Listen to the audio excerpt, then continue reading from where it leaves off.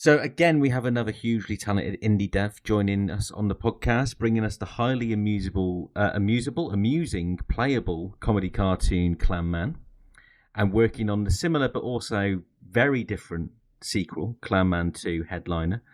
Please welcome to the podcast, Martin Hanses. Thank you. I'm very happy to be here.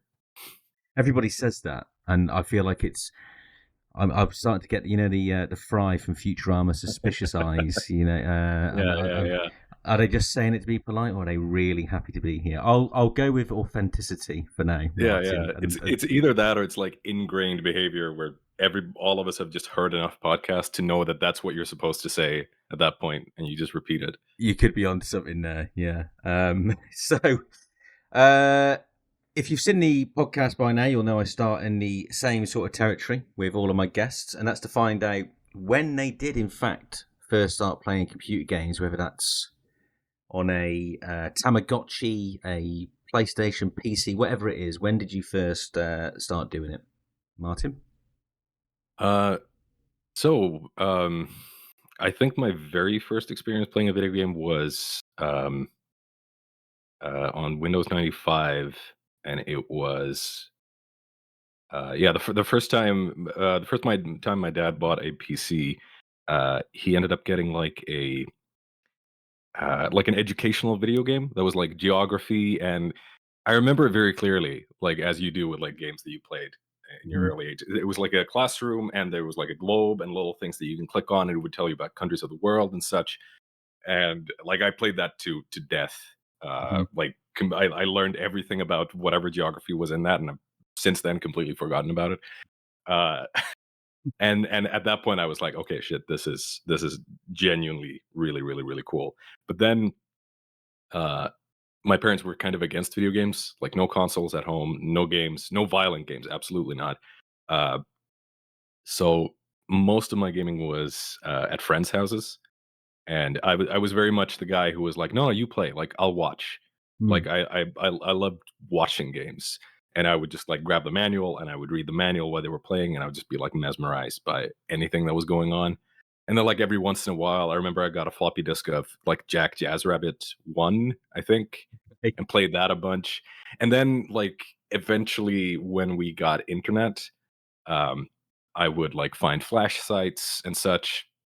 And then I think the very first video game I bought was Rayman for the PC. Like I bought with my own money, which I would have had to because my parents would not happily buy me anything like that. Yeah. And I remember it super clearly because we were away from home when I bought it, and we were away for 2 weeks.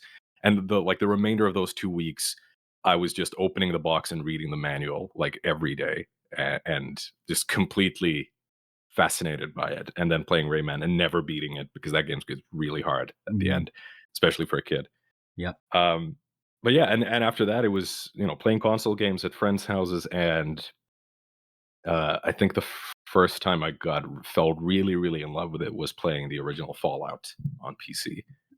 And okay. I mean that, and again, like that was years after it came out because I was just way behind. But yeah, no, I think that was the first time that I was like, whoa, like this is a world now. Yeah. That I can explore. And I had no idea what I was doing. But I was completely loving it. And I kept going back to that game and just playing, essentially like clearing more and more of it every year.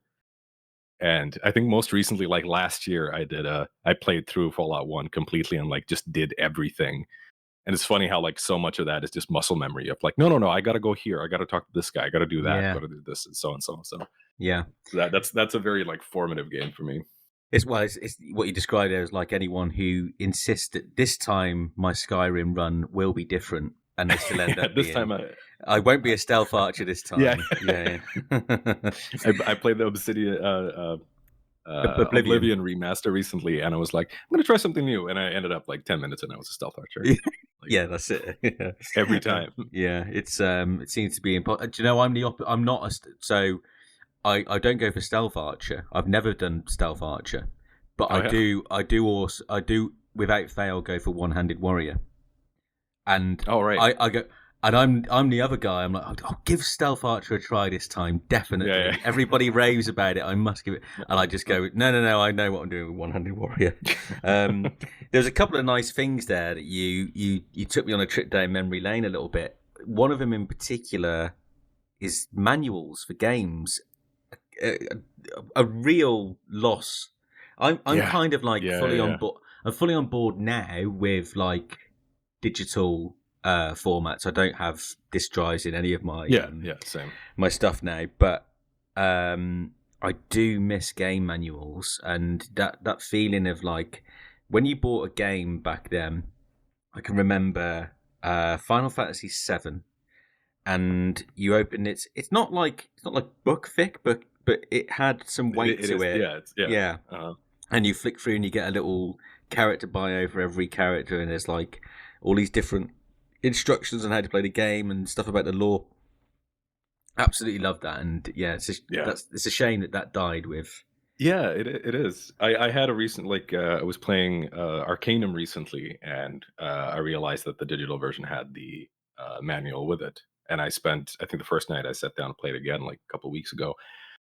I was creating a character, but I just ended up for the rest of the evening just reading the manual because it's such a, like you said, it really is a lost art form because it's such it's not just this is the UI element, this is the so's and so's, but like the Arcanum manual, for example, is like attributes in which chapter we will discuss the various features of and qualities of the population of so's and so's. And it's all written in like a very kind of prosaic as if it's an old like science manual from the time. The two that always stick out to me is one was the re-release of Sid Meier's Pirates, which was written entirely in pirate speech. Like it was all like Yardy, and if you press the enter button, you will find yourselves in the menus. And good pirate and the other one, the other one that really gets me that I absolutely love is Indiana Jones and one of the point and click ones.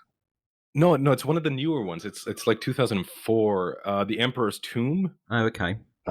Which is the manual is made to look like Indy's journal, so it has everything is like diegetic. Like the combat section is made to look like he's just like cut this manual like out of a field combat manual from the army, and like the items and stuff is like his whip and his canteen are both like newspaper clippings for like ads for those items, and it's like start to finish it's written entirely in that. They were like completely stuck to the bit, and it's such like it's such a joy just reading it. It's genuinely like so satisfying, and it's a shame. Like I would love to see more fun manuals. I haven't gotten much of like the physical re-releases of current games. Like what do they call limited run? Cult do it as well. But I don't know if they I don't know if they put in the effort of making like manuals as well. But if they did, I would. Yeah. No, neither. I would if I ever release a physical version of like Clam 2, I would spend a month just writing the worst manual of all time and just love it. Yeah. I do you know what? I think it would work quite well with the Clam Man theme as well. So, I mean, you mentioned Fallout, but I wonder, is that game as important to you as being one that could be named your favourite game of all time? I know it's a stupid question, but it gets people talking about the ones they love, I suppose. But yeah, what kind of games stick out to you as big favourites? The ones that really I really struggled to pick one. There was a time in my life where I was playing a lot of Tetris, and I still think Tetris is one of the greats of all time in that it's so simple and yet it is still playable. Like I have my Game Boy Color somewhere back here, and I'm still playing it. And amazing. Like I've even played competitive Tetris, and that's my claim to fame is I was regional champion of NES Tetris for a year because there were like 3 competitors, and I was the only one who already played. If you hadn't mentioned it, I would have worked on the assumption that you defeated millions of people. So yeah, let's go with that. That's you can always share as much or as little detail on that achievement as you like. That's your story, mate. There you go. Yeah, no. So Tetris is definitely one. Fallout 1. Fallout 2, I feel, is technically the better game, but I tend to have like a soft spot for the first in any franchise. So Fallout 1 is probably the one I would pick. Yeah. Metal Gear Solid, the Ooh, first one as well, that's a big is one for me. probably Yeah. yeah. Because that was I still remember that was Metal Gear 3, Metal Gear Solid 3, but I still remember seeing trailers for that and being like, I wouldn't talk much about games to my friends Mhm. because I assumed that nobody cared about the same things that I did. But I distinctly remember seeing the trailer for Metal Gear Solid 3 and going to my friends and being like, "It's like a movie. It looks so good. It's like it's cinematic and it's like Yeah. and the writing is amazing." And the writing obviously is not amazing, but that's the charm of Metal Gear Yeah. Solid games, Yeah. right? It's I just like painfully overwritten to the point of yeah, I it's actually played beautiful. it recently. Uh-huh. I don't know, every now and then I get a pang of a need for nostalgia, and it was on Yeah, sale or yeah, yeah. something. So I played it, and it's interesting. You like the cinematic side of thing. I don't think people realize. Maybe they do, and I'm wrongly assuming. But that game, like basically every single kind of big double A to triple A story driven game now has that to thank for laying the groundwork Yeah. on Yeah. like that cinematic like it starts with like an opening credits and a theme, and it's cinematic throughout, of course. Like it Yeah. tries to kind of have these set pieces. You're right. The writing is a bit hammy now, and It is, yeah. there's a lot of stuff that he's done in all of his games which I don't think stand the test of time, like No. societally or culturally, right? Um, Yeah, yeah. but absolutely brilliant. Like there's so many. I'm going off on one now, but there's Yeah, so no, go, many go. there's so many neat ideas in that game too. Like Yeah, yeah, e- yeah, yeah. something as simple as like the two menus being accessed, like with the triggers or the Yeah, yeah, R2 and yeah. like just these little comforts. And one thing that jumps out to mind is obviously the codec for Merrill. So you're told in the Oh, yeah, game the CD case. it's on the Yeah, back of the Metal Gear yeah, case, but you've just been handed a disc by the president, right? And I remember as a kid, yeah, yeah, yeah. I was like, how do I was like, I don't understand how I read this item I've achieved. Like I Yeah. had no idea what I was doing for ages. And then you look on I the back of the didn't case. yeah, I did I when I played it the first time, I didn't have the case.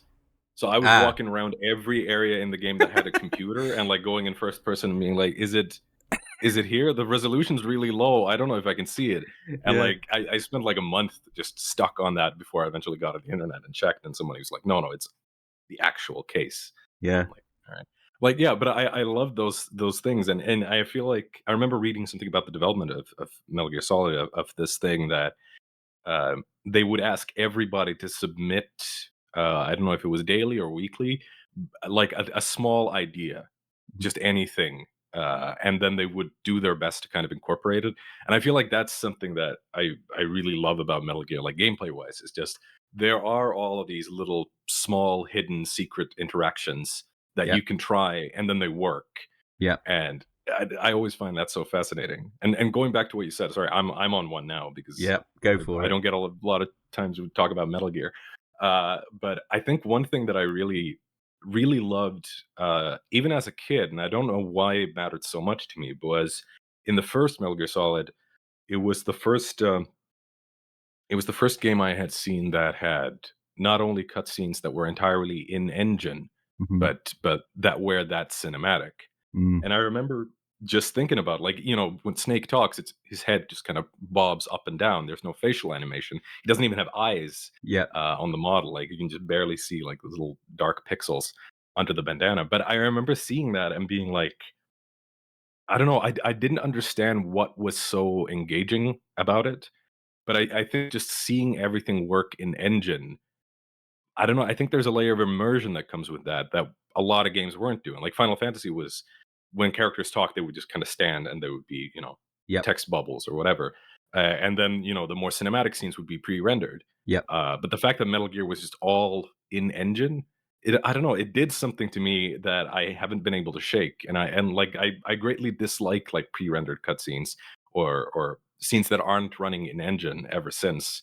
I like again, I think it goes back to same as playing with CRPGs, just the fact that it just zooms in and it is the character on the map, and you kind of remain within that same window to the world at all Hmm. times, and Yep. it's never, there's never a transfer of, okay, really nice graphics now back to normal, really nice now and back to normal. It's just you're constantly immersed, and I feel like Metal Gear was just one of the ones that first really effectively did that in 3D space. Yeah.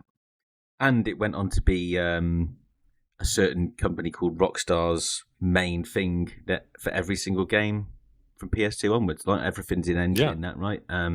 yeah, With their pesky air bubbles in their bottles and all the other details they've got. No, love Metal Gear Solid. I don't know if you wanted to name any more that were. I kind yeah. of stopped you in I your tracks. I think there's I played a lot of Street Fighter in my time, Oh yeah, and I think yeah. I still play. I still have like my arcade stick set up right next to my PC. nice, Like Zangief main since '09. amazing. Uh, so I still play Street Fighter 6 regularly. Like I have people that I spar with. I went to a major tournament at the start of this year.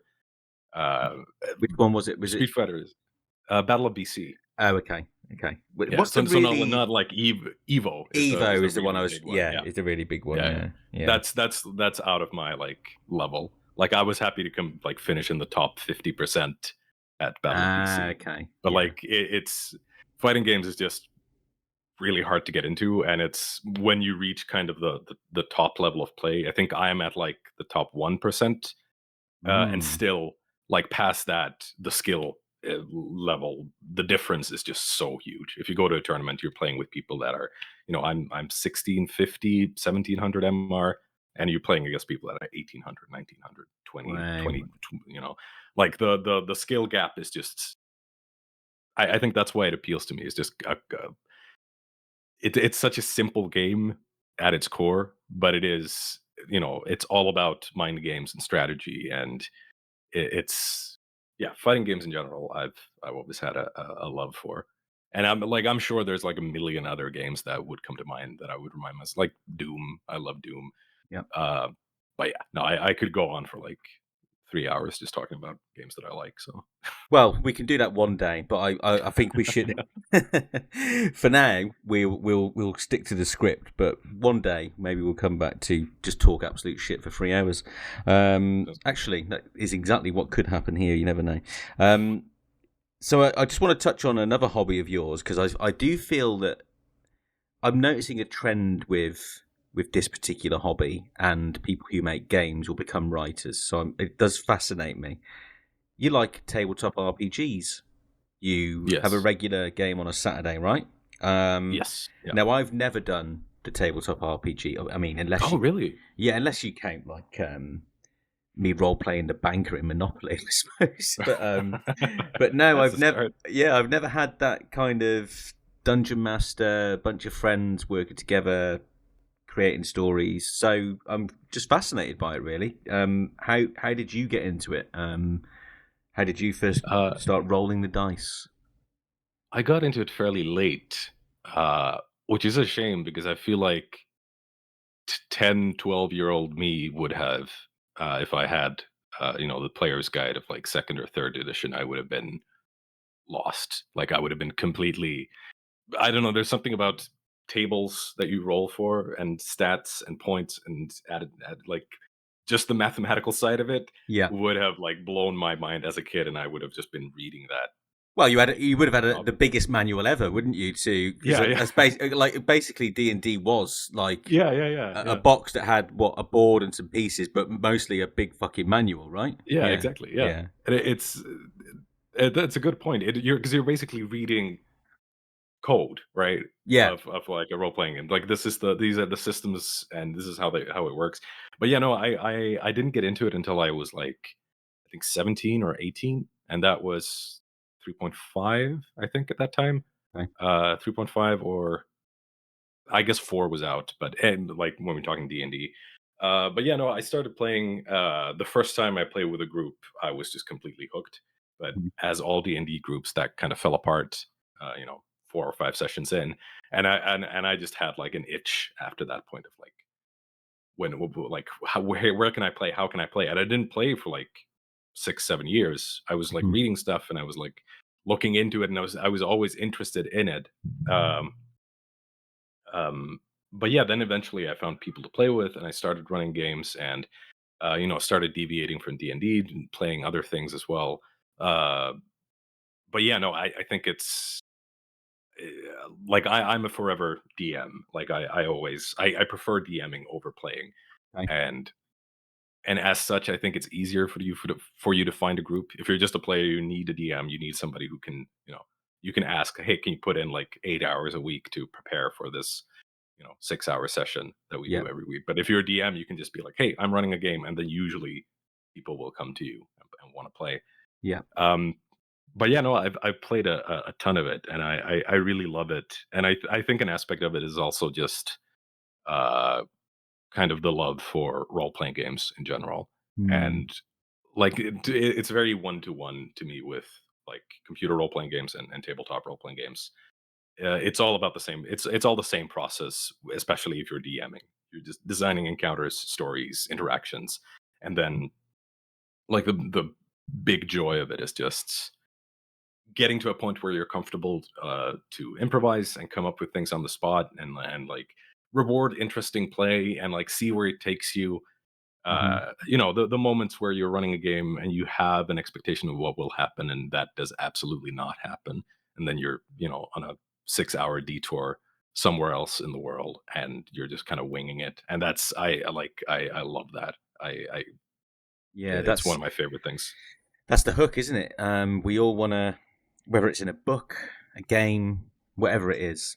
Now and then, we all want to be somewhere else, right? And in Yeah. another world, and wrapped up in whatever quest those things take us on. No, I find it. I reckon I will be a late bloomer, and I'll get into it one day in the next few years, because, like, as part of doing this, I keep speaking to people who love DMing, and I keep speaking to people who just love playing D&D.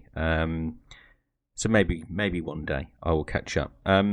So what are you doing with it at the moment? Like, just give me a bit of a flavour for what your current session is now. Um, Uh, right now I am running so we're kind of in the middle of two. We were playing a long Planescape campaign that's been going on for like 3 years at this point, like in the Planescape setting. yeah. Because my favorite setting within D&D.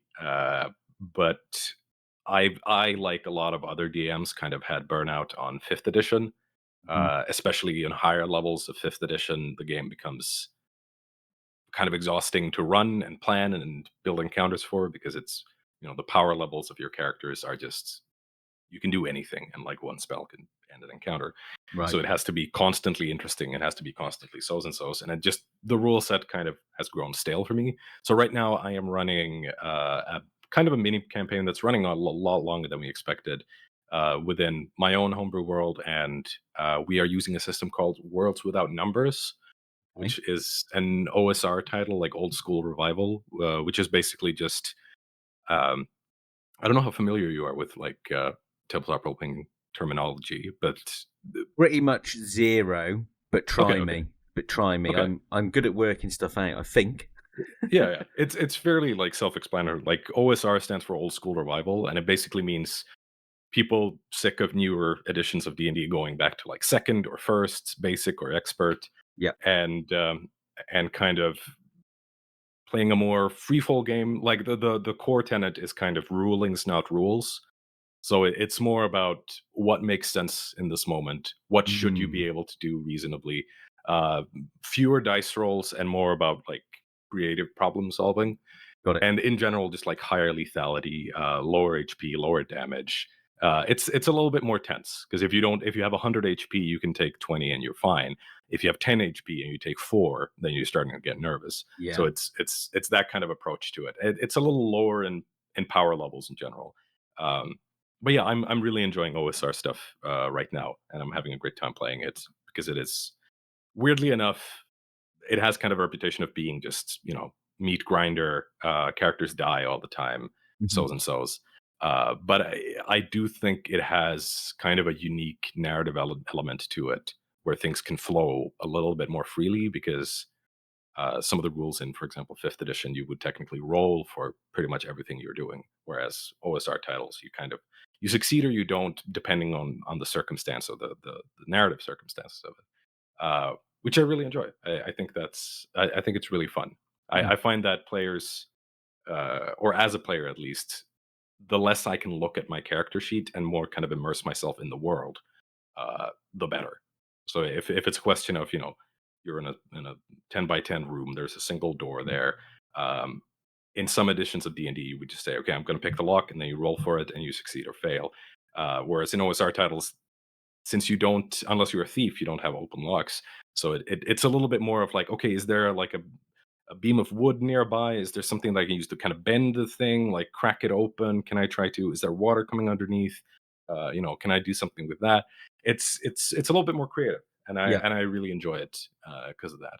sounds kind of like the mechanics is more like a point and click game rather than say like a Yeah, yeah, actually, yeah, yeah, where you kind of go, okay, I need to use my environment.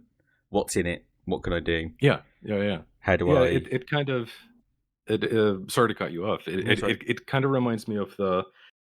Um, I see this discussion a lot in in current role playing games, and people arguing whether it's good or bad. Of going back to like Fallout One, the idea of here's your quest, you need to find a water chip, and that's kind of it. That's all you get, and then it's a question for you to kind of solve that problem and figure it out and kind of think within the world. Like you can argue that that's because archaic quest trackers or not enough information to the player, but there is kind of a thing of rather than a character telling you, "Hey, here are your 3 options that you can do, and you can pick one and then go do that." It's more, no, within the world, as long as you can get this item and bring it back, you're good. Like, it's almost like an immersive sim element to it, Yeah, right? Where yeah, you just kind of problem solve within the world, within the rules and the systems and mechanics of the world, rather than having a character say, "Okay, so you can do A, B, or C. Which one?" yeah. Like, I think that's a good kind of comparison to new school and old school, role-playing games. Tabletop Nice. specifically. Amazing. I envy you, to be honest. Like it is one of those, like, because obviously, it's, as a Disco Elysium fan, you hear all the time about like Robert Kurvitz doing the DM and all of Mhm. that stuff, Yeah, yeah. and you can see the kind of amazing stuff that comes out of it. And there are many stories in games where tabletop did evolve into pretty cool games. I mean, you see D&D mechanics Yeah. everywhere. So I'm curious then. So we'll kind of nicely segue into Clam Man. So that's your first game, um, which doesn't have any D&D mechanics. No. Uh, No, and very few puzzles even. yeah, so I'm just curious. So obviously you were playing D&D from 17, and I've obviously talked there about my, how I see the connection from D&D into making computer games. So I'm wondering how you made the jump to make something like Clam Man. Where did that idea first come about? That was, from another, like, massive love of mine, which was point and click games, like you just mentioned. Yeah, Like, going back to the question of my favorite games of all time, Monkey Island, 2 is, yeah, to me, one of the funniest games ever written. yeah. Uh, and, I was talking to a friend of mine, and my brother was learning programming at the time, and we were just we were gonna do a game jam just for fun, do like a platforming game or something. And I drew this. It was supposed to be a little astronaut, and I drew him with like a clam for a head. And we all thought it was really stupid, and like in a good way. We laughed at it, and we were like, "Okay, let's make a game called Clam Man." And then it just kind of evolved from there. Uh, and like the original Clam is such a I mentioned to you earlier that I feel weird about it because it's to me it's not very good. Like it's just not a particularly I disagree. good game all in all. Like some people find it funny, which is nice, but like it's very short. It's very basic, and like the art is very very simple. But in that case, it was very much a case of us just kind of wanting to try to make something and doing it for fun. So it was 3 of us, my friend the artist, my brother the programmer, and me just writing and designing, and doing like character art. Uh, and that was done like on weekends and in evenings. Like I was a chef at the time, or a cook somewhere in between where I was working, and it was just a case of like I would come home late in the evenings, and like you're after a shift, you're just like pumped full of adrenaline, so you can't sleep for like 2 or 3 hours Mhm. afterwards. Yeah. Uh, so and like at that time, all my friends were asleep or out partying. Uh, so I was just sitting on my computer, just making Clam 2, or just writing it for fun, or doing art, or like learning how to code for fun. So it was very sort of it was very much this super casual environment, and the whole design from it came from, like I said, Monkey Island, where it was me thinking back on Monkey Island and being like, okay, well, what parts do I remember? Mhm. What do I think of when I think of Monkey Island? And it's never the puzzles. Like the puzzles are good and all, but it's always the fun moments. It's just the jokes. So we were like, all right, let's just make a point and click with like de-emphasized puzzles, and just like just have it be like this fun little thing. And we ended up finishing that, and I think at the end of it, I was just sort of uh, realizing for the first time, like, okay, wow, like this is something that you can do. This is kind of a job. Like Mhm. when I was a kid, being a game developer was just, I didn't even consider it, because it was something that other people like in the US did. And Yeah. I was living in a small town in Finland, and I was like, yeah, but that's not going to happen. Like I didn't even consider it. But after finishing Clam 2, I was like, Clam 1, I was like, that's actually really fun. Like I enjoyed doing that. I want to kind of keep doing it. Uh, so yeah, that's kind of the Yeah. start of it. I'm glad you mentioned the point and click inspiration, because I did have a question on it. Really, my point was, so it was like, for me, lots of things I liked about it. So I really enjoyed Clam Man. And I was glad I played it, because when I played the demo of Clam Man 2, especially recently for the pod, I was quite pleased to see the continuity in some of the things, which Right, right. I'll touch on a little bit when we get to Clam 2. But yeah, so like I saw it as, okay, Clam Man to me felt like someone who likes point and click games and likes silly cartoons from an era that I probably enjoyed. The peak of like Cartoon Network, when it was Yeah, things yeah. like Cow and Chicken and things like that. Just that kind of silly, um, just off the, I don't know, off the cuff's not the right word. Like absurdist, Yeah, just irreverent. exactly. Yeah. Yeah, yeah. I mean, you know your stuff, obviously.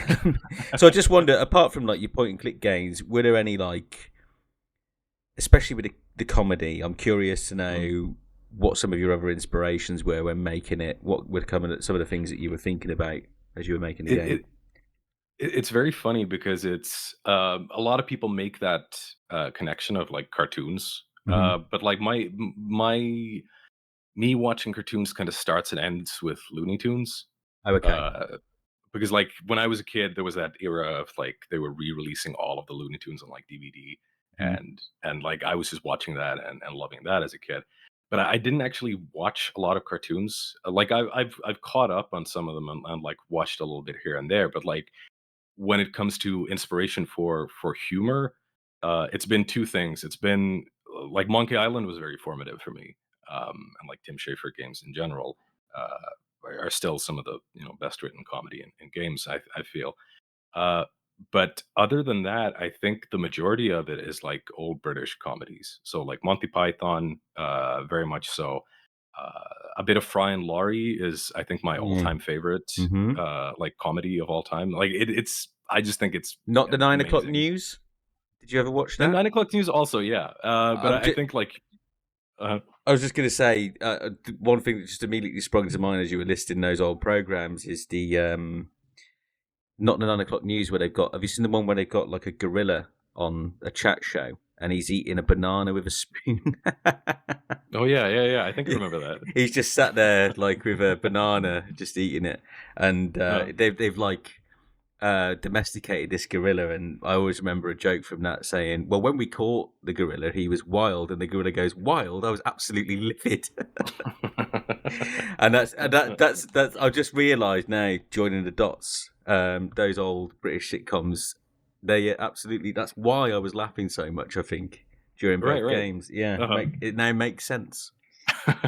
There is even like in Clam 1, there is a joke that I don't think anybody gets. Uh, but when you're infiltrating the office, there's a penguin in the background. Uh, I forget what the exact joke is, but that it's not even a joke within Clam. It's literally just a reference to the Monty Python sketch where Graham Chapman and John Cleese are old ladies watching the TV, and they goes, "Oh, what's on the telly then? Oh, looks like a penguin," and it's just a penguin on the TV. Yeah. And they're like arguing about like if it lays an egg, it might fall behind the television set. And they argue like, well, it looks fairly butch, and the whole joke, and eventually like the newscaster just goes, and now it's time. It's 11 o'clock, and it's time for the penguin on top of your TV to explode, and it explodes. Amazing. And like, yeah. and that joke is just entirely there because that's one of my favorite Monty Python bits of all time. So yeah, no, it's very much like my sense of humor is very much formed from like old British comedy, like and entirely. Like I can still recite like Monty Python episodes from like start to finish, and Fry and Laurie episodes from start to finish, just because I've watched those to death, and they're still funny to me.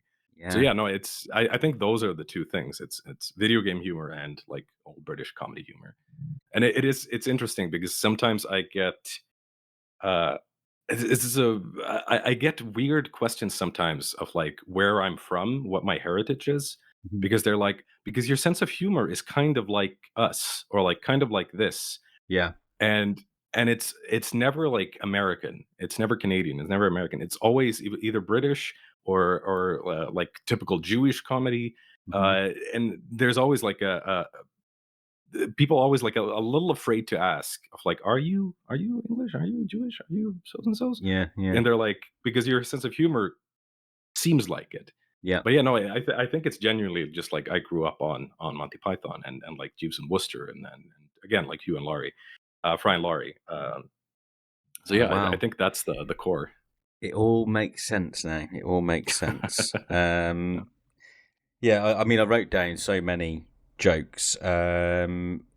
So just before we move on to Clam 2, I'll tell you which of the.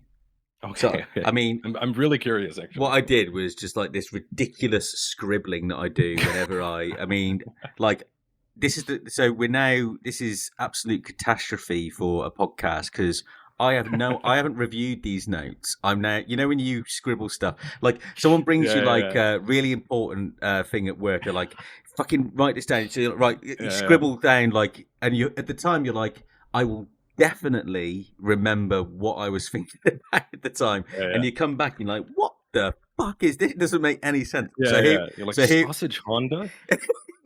Like what? exactly. Yeah, like when you put something somewhere, you'll definitely remember, and it's actually way too complicated, and you've thought about it Yeah, too yeah. much. Yeah. No. So here we go, ladies and gentlemen. This is Okay, me okay, okay. reading. Oh Um. no. Oh yeah. So this one I do remember. So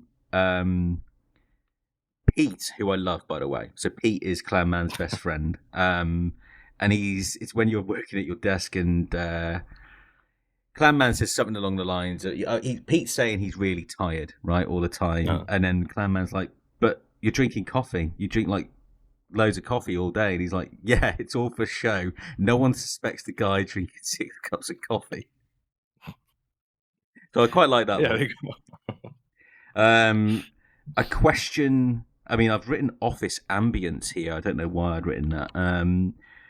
Does mayo make you aerodynamic? I thought was quite funny. The guy who rang up sales to ask for a refund because he left his mayo on the side and it had vanished.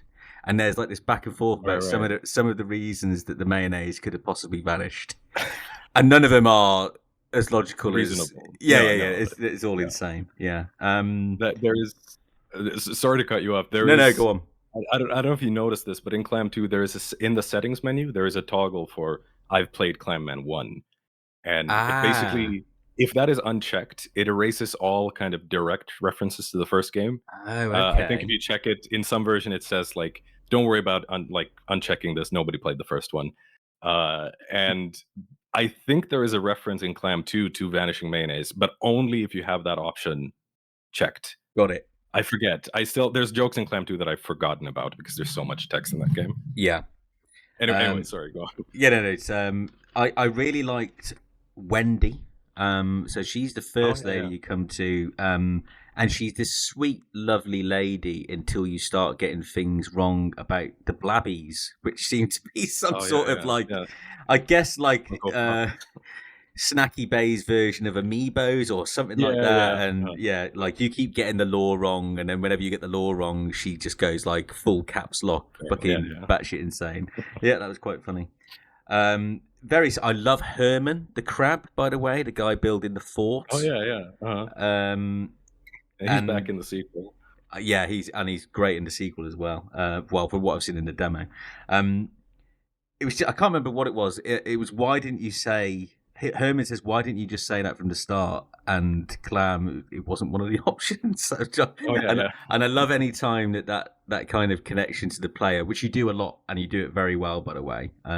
Is that little? It's one of my favorite things to do is breaking meta. In Clam 2, there's entire conversations you can have arguing with the narrator why you should have succeeded on a dice roll. Yes, yeah. Yeah, I like doing that stuff. It's fun. And it works. It's very funny. Horses hate communism. Very simple. Yeah. Scientific fact. Yeah. And then there was, I mean, obviously there's the fruit pie versus meat pie nonsense from Mr. Bossman, which ended up landing again, like towards the end. I think Pete said something the let's go for fruit pie. In the game. Yeah, and they're both shit-eating grins on their faces. And my favourite of them all was the distraction of deciding whether sandbag or tiny rock cloth container was the correct terminology. I loved that. And I was so glad that I was like, my read of this game so far is that clearly the tiny rock cloth container is the right. I was like, because it gives you a choice, right? You need to decide which one you're going to buy. And I was like, I kind of liked the tiny rock cloth container guy, right? He seemed a little bit more relaxed about things. Like the sandbag guy was very buy my shit, like kind of sales. But you know, like if you go into a store and someone says, "Do you need any help?" Like, I've been in here 2 seconds, and if I need help, I will come and find the guy in the uniform. Okay, so he reminded me too much. I was like, no, I can't be doing with a sandbag, and then it paid off. I was, is it when you're in the rope store? I can't remember. You're trading for something, aren't you? Yeah, it's with the bouncer. It's to get into the Blue Oyster Club. Yes. And he kind of goes, "Is that a tiny rock cloth container you're holding there?" It's like, yeah. Deal. You're in. So there you go. I just wanted to congratulate you on the fact that I'd found things so amusing that I scribbled them incoherently. That's the biggest praise you can get. I appreciate that. Yeah. So it's hard for me because it's just like these are jokes that I've seen like a million times at this point. So I'm so jaded to that game just because completely immune to them. Yeah. So as I mentioned already, Clam Man 2. So it's not out yet. And for everybody who hasn't, there is a demo. I think it's still available on Steam, right? Clam Man 2 headliner demo's on there. I encourage you all to check it out because you're about to be spoiled on it. So I suggest you go and do that. It's quite fun. In fact, I really loved it actually, and hopefully I'll go some way to explaining why. But yeah, just go and check it out and wishlist it, do all that stuff because it helps devs out. There you go. There's my. There's my big lift for everybody. So it's very different. There are now D&D mechanics, and it's isometric, and it feels and plays very much like a CRPG. Tell me, how did you? I mean, I think I can guess, but for the audience's sake, why don't you explain how you arrived at Clam Man 2 being a CRPG? It was entirely unintentional. Completely. It was actually so the first files, the first Unity files of Clam 2, like the project, now long since gone, were me finding on I think spritersresource.com or whatever it's called. Like they just assemble sprites from old 2D games. They had a Fallout 2 section, and I was like, oh, I want to try to put this into Unity and make like see if I can make a CRPG. So it was initially a Fallout like fan thing of just I had like the basic female sprite running around the screen and like doing dialogue. And like I finished that and I was like, "Oh, like this is doable. Like I could do this." And and then I was immediately thinking, "Well, like I can't do Fallout. Like I'm not good enough to do Fallout. What can I do?" And then it was just a month of like thinking like, "Okay, what are some ideas that I have? What can I do realistically with my art style, because my art style is very simple. It looks like a kid's book. It looks like cartoons, like comic strips." Uh and Which I I was like, like, by the I way. don't. I do like that, Thank by you. the way. Yeah. I appreciate that. It's literally the only way I know how to draw. So Well, it works. it's Yeah. all I can do. Yeah. But yeah, no, and I was like, I can't draw humans convincingly. Like I can now, but at the time I was just not there as an artist. And I was like, all right, well, I mean, I know how to draw like weird fish people. I'll do that. And then I just started making like I think I posted like a couple months after Clamp 1 came out, like an isometric version of his apartment where you're walking around, like super basic. And people reacted really well to it. And I really liked it. And I was just thinking, like, what can I do? What can I write about? Right. Like that whole thing of write about what you know. And stand-up comedy has been like a like a not a guilty pleasure, just like an interest of mine for a long time. I did stand-up comedy briefly for a time, and I watch stand-up comedy all the time, and like weird absurdist comedy in general.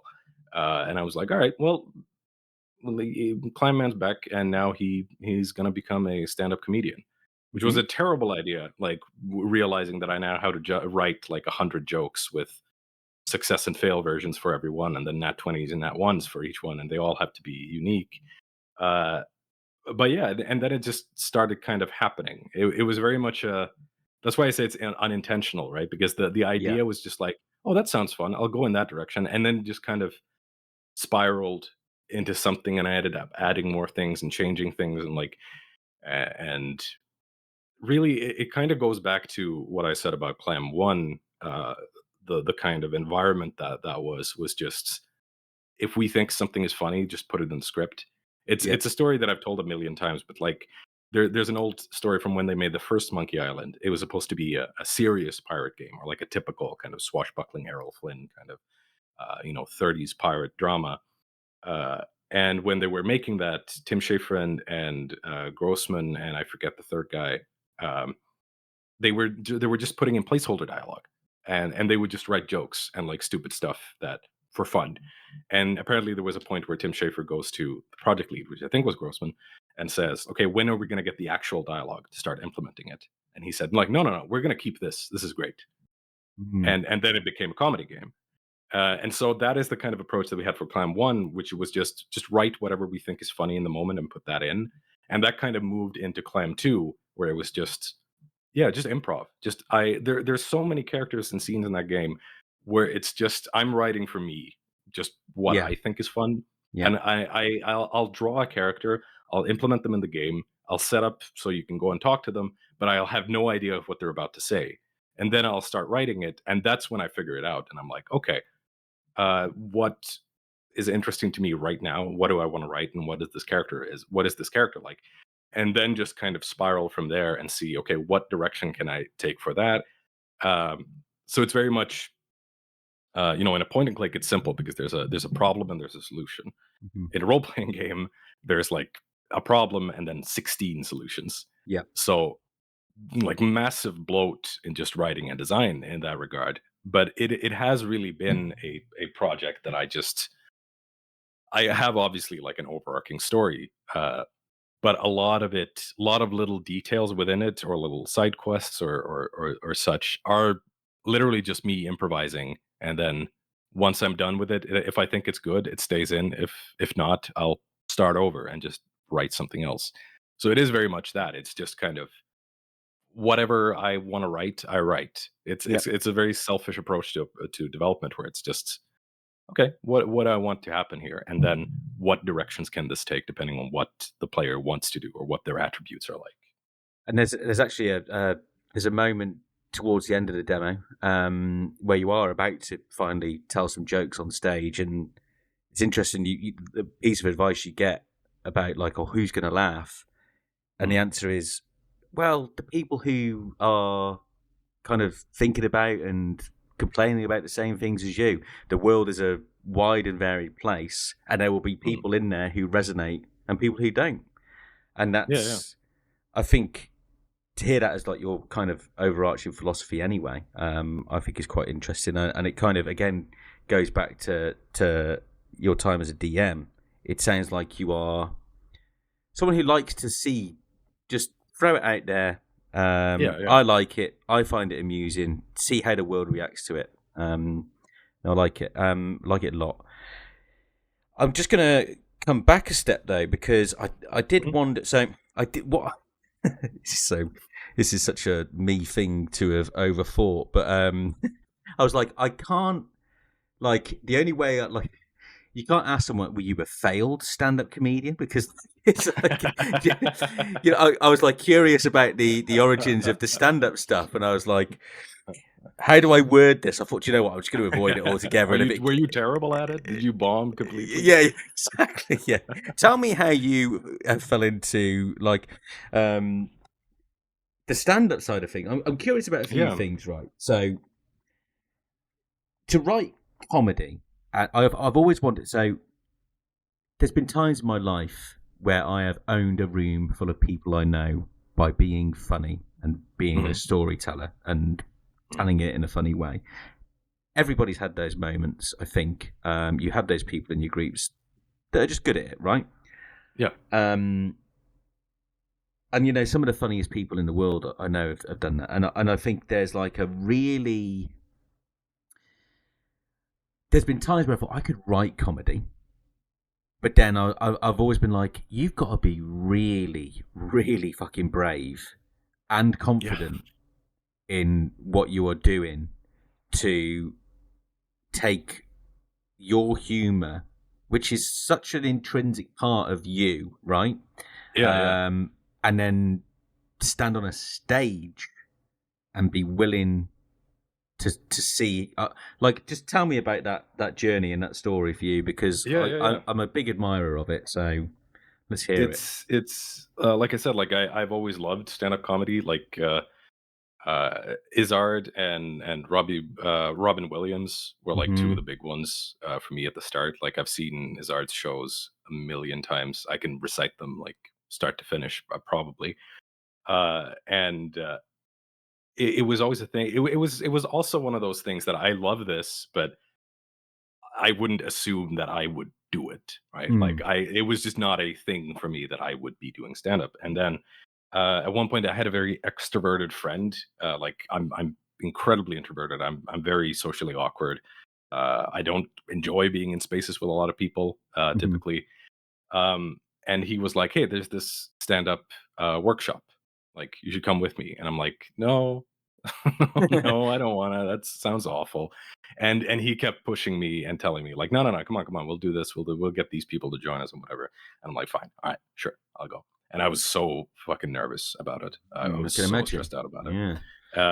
And the guy who led the workshop was this Swedish-Finnish comedian, Anders Helenius. Really funny guy, really like just helpful guy. Like had a very kind of deep understanding not only of comedy but like the theory behind it. And it was like 4 days, I think, culminating in a show. And I ended up closing that show, which is like a bit of an honor in stand up. Like you always finish on your best laugh, and it went really well. And I was like terrified even after. I was like, no, I'm never doing this again. This is awful, horrible. But people that I knew were like, hey, we heard you did this. Like, would you be interested in doing stand up for this event or this thing or whatever? And I did like once or twice, and every time I was like falling apart before it. And like I think most stand up comedians will say the same thing. Like,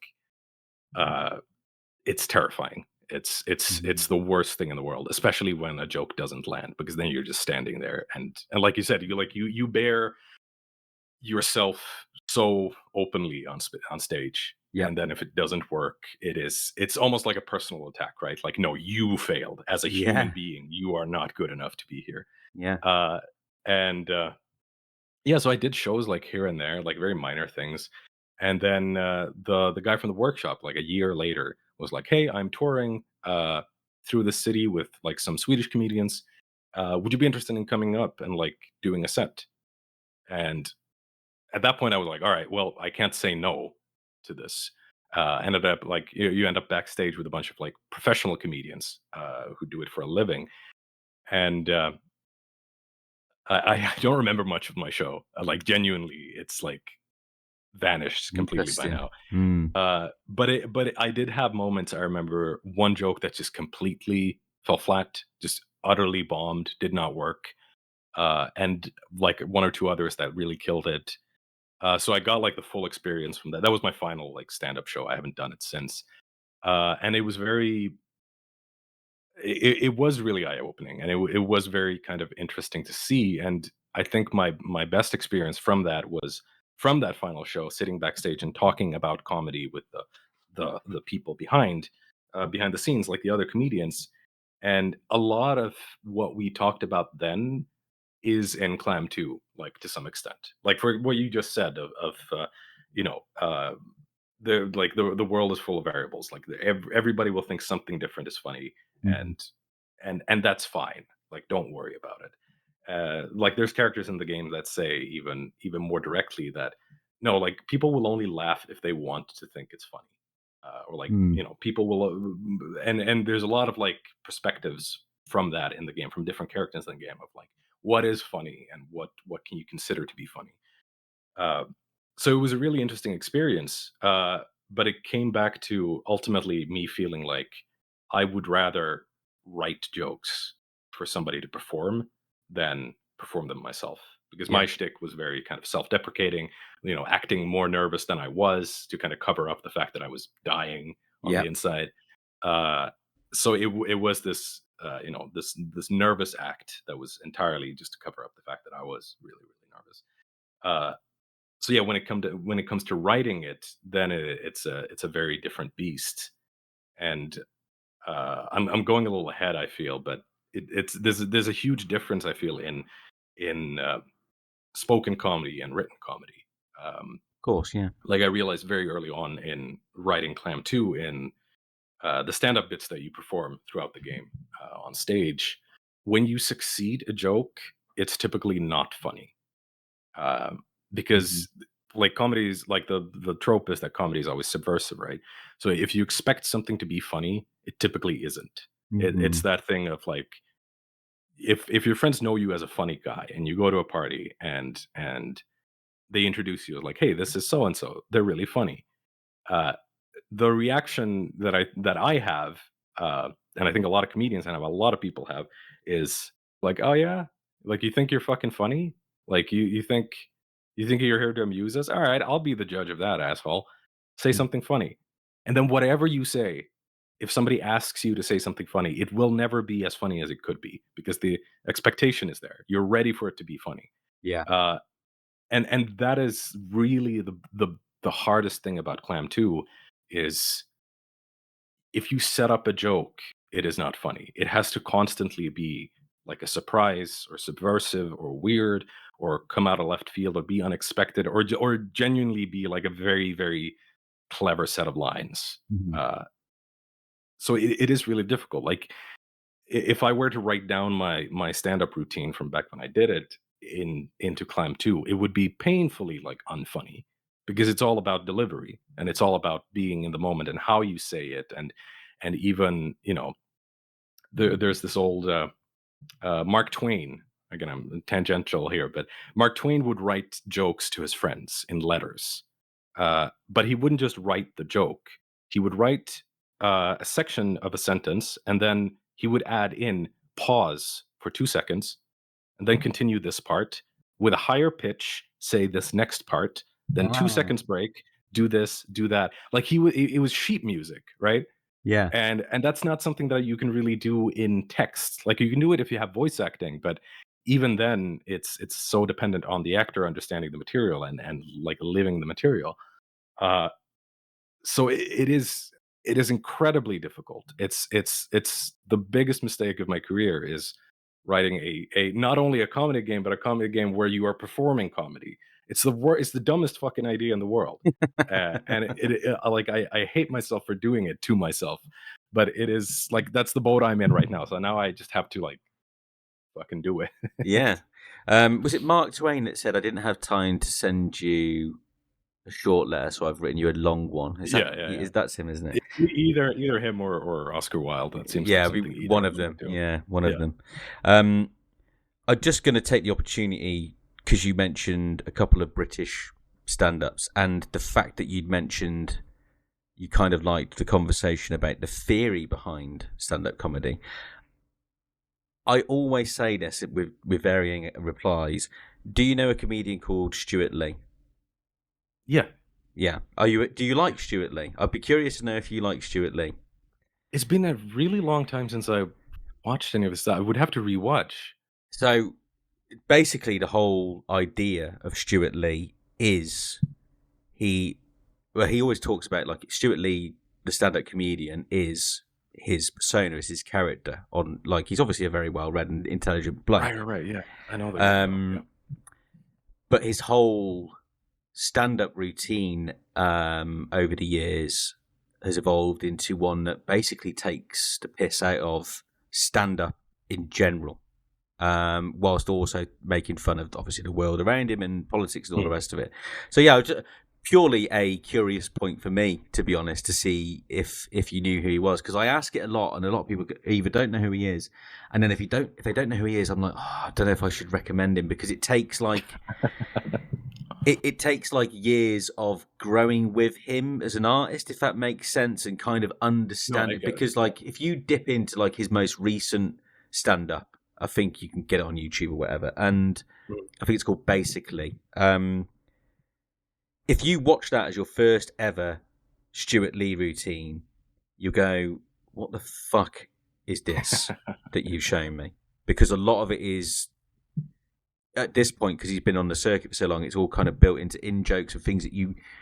Like, he's got a core audience now and a bunch of people who know what to expect, you know what I mean? And he kind of even makes fun of the fact of people bringing along, like, a girlfriend or whatever and going, is this the main guy? You know, all that kind of meta... self-deprecating stuff, but no. Look, without going off too much on Stuart Lee and gushing over him, just I would recommend if you can watch his comedy vehicle, which is probably his most famous thing, was a series he did for BBC Two, and there's a few things like, and this is for the audience's benefit as well. The Jungle Canyon rope bridge bit that he did is absolutely incredible. I'm gonna write that down just so I have it. It's very, very, very funny. And yeah, just any of his like kind of last 2 or 3 stand-up gigs you'll probably enjoy. And you can get most of them on YouTube. There you go. Stuart Lee, send me free tickets for promoting you to this audience. I'm pretty sure the comedy vehicle sounds really familiar, so I think I've seen some of that at least. Well, there's a very famous. I guess it resonates more with people in this country, in the UK. These days, if you say you're English, you'll be thrown in jail. Is a comedy is a bit that he does within his stand-up routine, basically talking about the absurdity of some of the kind of right-wing thinking where they go, "Well, yeah, you can't even say you're English now without someone, that bullshit." But he has a way of making it completely absurd whilst retaining the message, if that makes sense. And it's now like, basically now, if you see anyone kind of doing that nonsense about how you can't even be English anymore, most people will say these days if they know Stuart Lee. So it's always a nice call sign. Anyway, fucking hell! Now talk about tangents. That was a bad one. No, that was a good one. I'm really curious now. I want to look into it. Yeah, if you've got a deep appreciation for stand-up, I think you'll enjoy it. So back to Clam Man 2. And we have jumped around a bit. I can see we've probably covered some of the questions I already had. So I discovered Clam Man 2 last year was it last year? Last year, the demo, because it popped up in a list of games like Disco Elysium, which gets bandied around a lot these days. Now, it does have a side-scrolling dialogue bar. So, do you take any inspiration from Disco Elysium? Yes. Yes. Yeah. Absolutely. Like, I think it would be silly for me to say that that isn't the case. And I think it was also playing Disco Elysium at that time. Kind of proved to me that you can do CRPGs without combat, and they can be just as engaging and interesting. Like it's people always talk about Planescape Torment, which obviously is an amazing game, but people go back to play that now and they can't get past Thaco. They can't get past like old school D&D mechanics, and the combat in Torment is not particularly interesting. The encounters aren't nearly as good as like Icewind Dale or Baldur's Gate. But seeing Disco Elysium for the first time and playing it for the first time, it's like, playing it, it was me thinking like, yeah, this is what I enjoy about CRPGs. This is the core thing that I really love. And it's interesting to see how it kind of, within that core CRPG crowd, how it kind of split the niche fans down the middle of there's no character building here that I can use in combat. There's no +1 swords. There's no girdle of gender bending. Like all of these these things that exist in Baldur's Gate and Icewind Dale, but don't exist in Disco Elysium. And then the other side being like, no, this is the part that we love. And it proved to me that, okay, this can be done and people can enjoy it.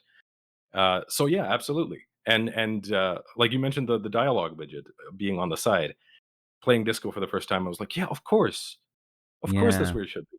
It looks and feels so much better. You get like a nice framing of the characters in a nice square on one side of the screen. You get the dialogue in the other. It's quicker. It's easier to read. It's just better. And so yeah, no, absolutely, 100%. There's so much from Disco that I was looking at and being like, all right, this is you set the standard here for like narrative CRPGs. So yeah, absolutely. Like there would not be a Clam 2 in the way it is now without Disco. Like it's interesting. Yeah, it's just a fact. Yeah. I think to touch on another element, well, a strong element of Clam Man 2, obviously, is the comedy, and that was a big realization for me with Disco Elysium. And I go back to one of my favorite games, again, Broken Sword, in the point. Is a big favorite of mine. But Broken Sword and Monkey Island. When I was playing Disco Elysium, I talk a lot about those games as being quite closely related to Disco Elysium. I think people kind of miss that. But I hadn't laughed that much at a game since like playing those old games, and I was like, oh, this is exactly what I kind of want, and it's also exactly how I, as someone who's never done it, that's how I imagine me getting the most of a D&D session.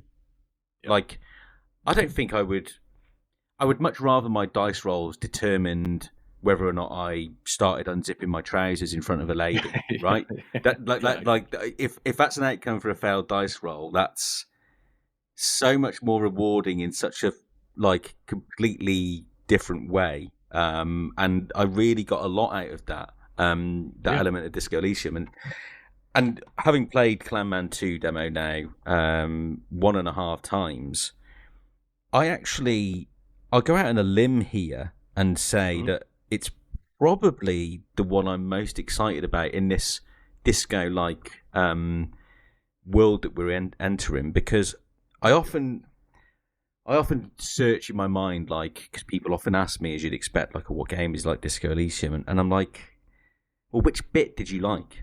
Because Because for me, like, I got the most I got out of it was the writing, both the serious stuff and the comedy. But more than anything, I laughed at Disco Elysium. And if I was to point to anything now, I'd go, well, if you like the humour, I think you'll find a lot of it in Clam Man 2. So I don't know how.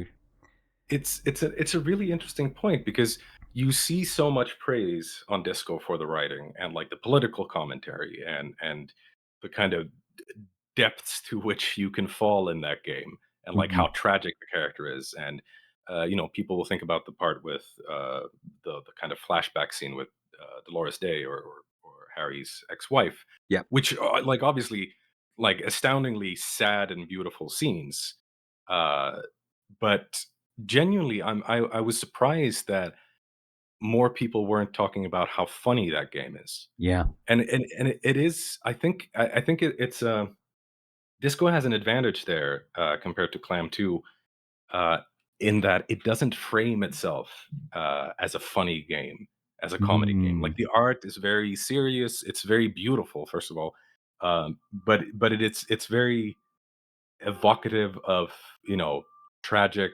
Nordic, cop dramas, you know? Yep. Yep. It's all bleak and sad, and everything's falling apart. You're falling apart as a character, and it's so much easier to be funny in that framework because your starting point isn't, "Okay, gotta make you laugh." It's, "This is a dark and horrible existence, and Yep. we can poke fun at it," right? Like some of the funniest moment, like unzipping your pants, and what's that when you fail the scene with Clush at the start, and I want to do sex with I you. want to have fuck I with want to you. have fuck Yeah. with you. Yeah, Yeah. yeah. Yeah. Which is that was the moment where it first really got me to laugh. And you can even there's even the dialogue options like, can I not say that? Like that Yeah. sounds terrible. And the game's like, nope, say it, do it. Yep. Yeah. You failed. This is your character. And I think Disco has like a huge advantage in that regard, just because it doesn't, like I said, it doesn't frame itself as Mm. comedy, so you don't expect it to make you laugh. And Yeah. I think that might be a reason why people aren't talking about how funny that game is because it doesn't tell you that it's funny. It nothing in its presentation tells you that it's funny, but it is. It is constantly, consistently very, very funny and very, very clever. Like I think my favorite joke in Disco is when you say enough fascist shit. Uh, Yeah. the game's like it's like yeah, brother, but you know whose fault it is. Yeah. Yeah. Yeah. And you're like the immigrants, like the so's and so's and this and that, and narrative just goes like, yes, them, but mostly women. Yeah. Yeah. Yeah. And that to me was the funniest fucking thing because it kind of distilled like especially modern day kind of fascism to like a T of like who you know who Who's to blame for wants all it? that, Yeah. who Yeah. likes that, yeah, Yeah. exactly. And it's always people who are like it's the same crowd that talk about high value men and all that bullshit. Yeah. Uh, but It's yeah, no, funny and you. Disco, I was just gonna just quickly before we. I yeah, just yeah, you the endurance check that you're talking about actually finishes. So when it says to you, it's the women, and you try and go, no, no, no, but I'm a feminist. I've made that yeah, very clear. And then the stomach goes, of course you are, brother. Of course you are. yeah. And you're like, yeah, yeah, no, I am. I seriously am. And then uh, it says a wink-shaped growl emanates from your ass.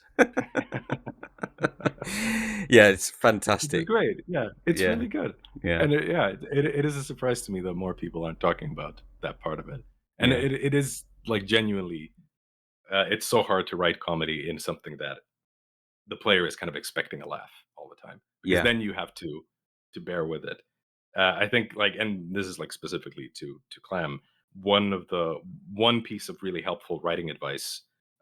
Well, it wasn't given to me, but it was by playing the Sam and Max remakes, the one that Oh, Telltale okay. did. Yep, yep. Yeah, and I remember playing those and thinking they were really funny.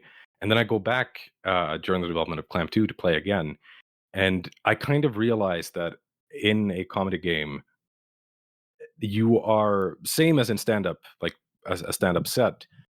You cannot be at 10 like 100% all the time. You have to like consciously and intentionally drop to 20. Like you Yep. have to have those highs and lows. And I, and that's when the really good parts work because otherwise you just kind of you get numb to all the Mm. jokes coming your way. And I like going back to Disco. I think that's what it is the world is 0% funny. Like the world is sad and tragic, and then you have those moments where it just hits you with a 100% line randomly out of the blue, and it's almost like a relief, right? Like you're being pulled back from the darkness of the world to see there is something funny there. Like, Mm. and there's a lot of funny things in the darkness of the world. Mm. Um, so yeah, No, uh, great points. Beautiful. I just want to touch on. So obviously we're fully gushing over Disco Elysium 2 here, but I do want to give some air to Clam Man 2 because I really did enjoy it. By the way, glad. I so like you even have some amusing archetypes and some of the skills make me laugh. So you have aquadynamics. Yep, yep. I'm just curious. I guess like again, similar to disco, I suppose you're looking for ways to make familiar mechanics feel new and interesting. I guess. So I'm just curious about your process when you were coming up with like the skills, where your head was at, what you wanted to kind of what impression you It's wanted a to give good with those. question. Yeah. Yeah, it's a good question. It was a case of me picking out my favorite like 5 comedians at the time, and Hmm. then trying to condense what is interesting about your style of comedy. So improv, for example, is art. Um, that was immediate. No, is art and Steve Martin. Steve Martin's early stand up stuff is fantastic. Uh, and then you have um, like detection, which is observational comedy.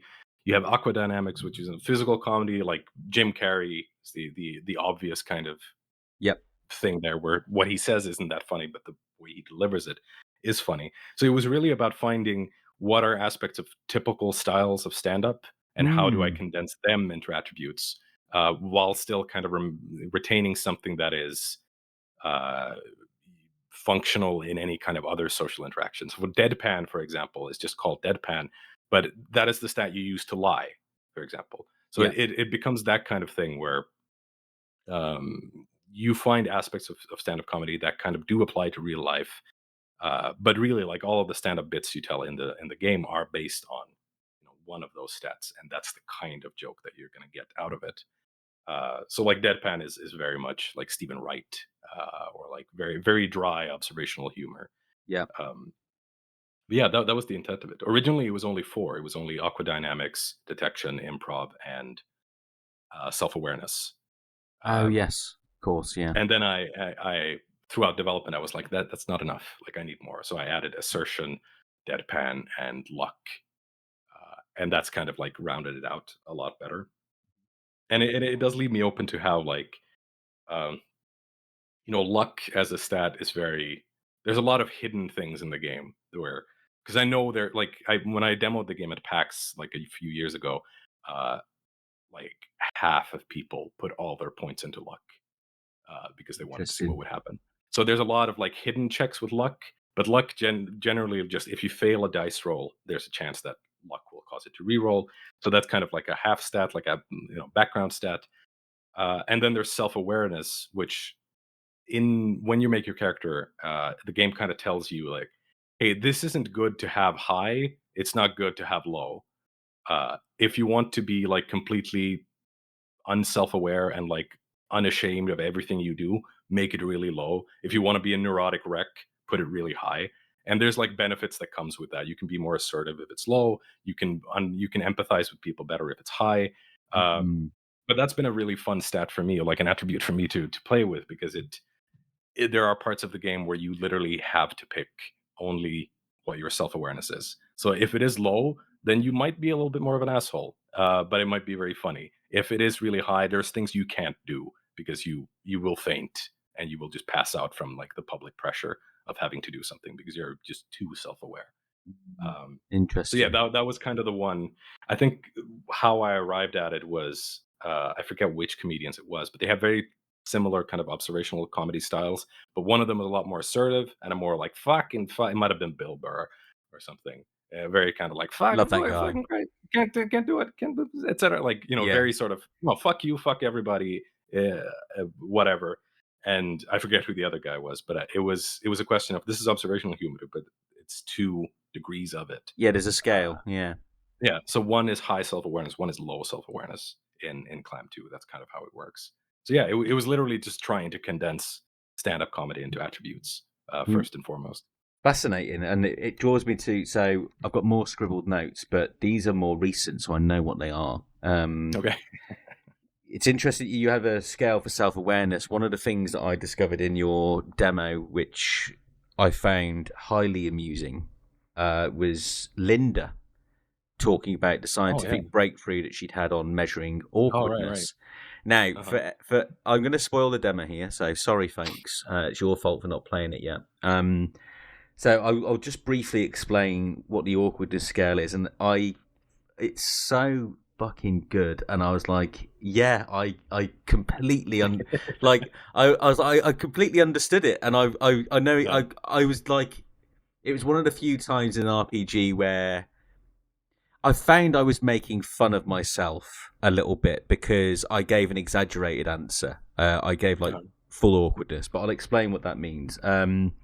So it's the question is, and how you measure it is based on someone's response to the question.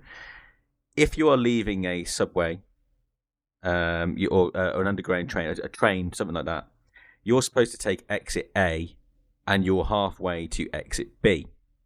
And obviously, the completely normal and non-awkward thing to do is go, "Oh shit, yeah, it's that way." And you don't even think about it. You just go, "Oh, I've made a mistake. I'm going to go to the correct exit because that's the sensible and normal thing to do." But on Yeah. the other end of the scale, which I know I've done to save face, is like you realise you're going to the wrong exit, and you can't bear the idea of, like, I don't know. Let's imagine it's not a busy station. There's one attendant, like, Which it's even worse. yeah, and Yeah. you're like, that person's gonna know that Yeah. I have made a mistake, and it does. It's so fucking right. I've done it before, where I was like, "There's no way I'm walking past that guy now, so he knows Yeah. that I've made a mistake." So I go out and it costs myself 30 extra minutes to save face to a stranger I am never going to see Yeah. again in my entire life. Why do we do that? It's I don't so, know. but we I do, don't don't know. we? Yeah. Yeah, I'm a hard 3 on that scale, and I Okay. think 3 is you pull out your phone, you pretend to read a message, you roll your eyes, and then you turn. Because then, the fault is not yours. Clearly, somebody told me that, "No, no, we're at exit A." I'm like, "Oh, well, I gotta go into this way now." And it's so stupid, it's so embarrassing to do, and I've done it multiple times, Mm. and it's funny because people have asked me or have told me like, "Oh yeah, I'm a 2," or like, "Oh yeah, I'm a 4," or "Yeah, Yeah. I'm a 1," or whatever. Yeah. It's yeah, it's I'm happy with that bit too. I think it works. Yeah, it's fantastic. I really enjoyed it. It's- I also want to talk a little bit about, so obviously, like, the game has grown in scope and size and all the rest of it. But as I mentioned earlier, I was really happy actually to see the continuity. So, like, Lindsay's back, Mhm. Pete's back. There's some new characters in there. Obviously, is it Cheryl, the receptionist? Is that Cheryl's but yeah, she's still here. Cheryl's back? I mean, the last time I saw Lindsay, she was running a shit. What's she selling? She's got like a cardboard office. Yeah, She's she's completely delusional. what is she selling? I think she's just pretending to be working. Yeah, no, she Like started up a store of some sort. Um, like, I don't know, the antithesis to May. Anyway, it doesn't matter. But yeah, the yeah. last time I saw her, she'd gone completely Oh, relish. She sells relish. relish. That was it. Yeah, yeah, yeah, Yes, yeah, yeah. yes, yes. Um, and yeah, she's like lay on the office having an existential crisis or whatever when you see her. So yeah, I just want to know, for you as a writer, kind of going to this next level of scale, how much of a challenge did you find it, or are you finding it, in fleshing out those characters, and also trying to balance humor with character development? And that's a big It question, but yeah, it's a good one too because it's definitely you immediately realize who was a one joke character. mm, Like Cheryl, like the receptionist, for example, she's very different in Clam 2.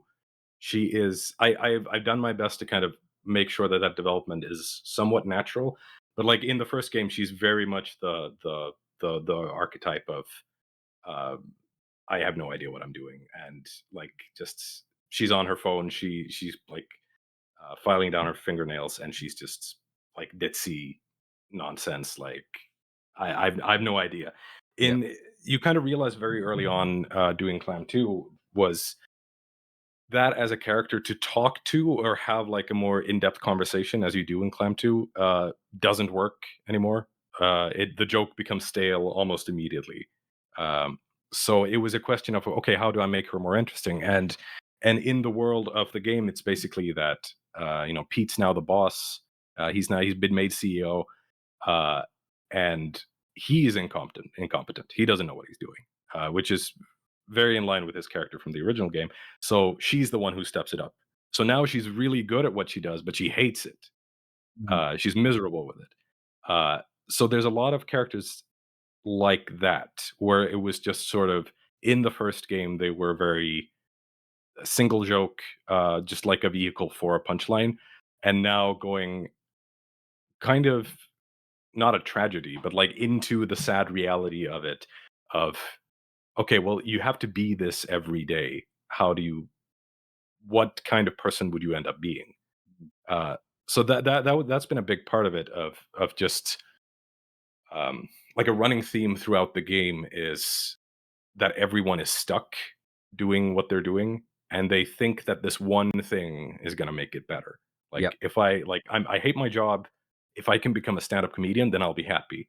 And then you become a stand-up comedian and you're still not happy. And that kind of applies to all characters within the game. Like everybody is stuck doing something, and they want to get out of it because they think that that next thing is going to make life bearable for them.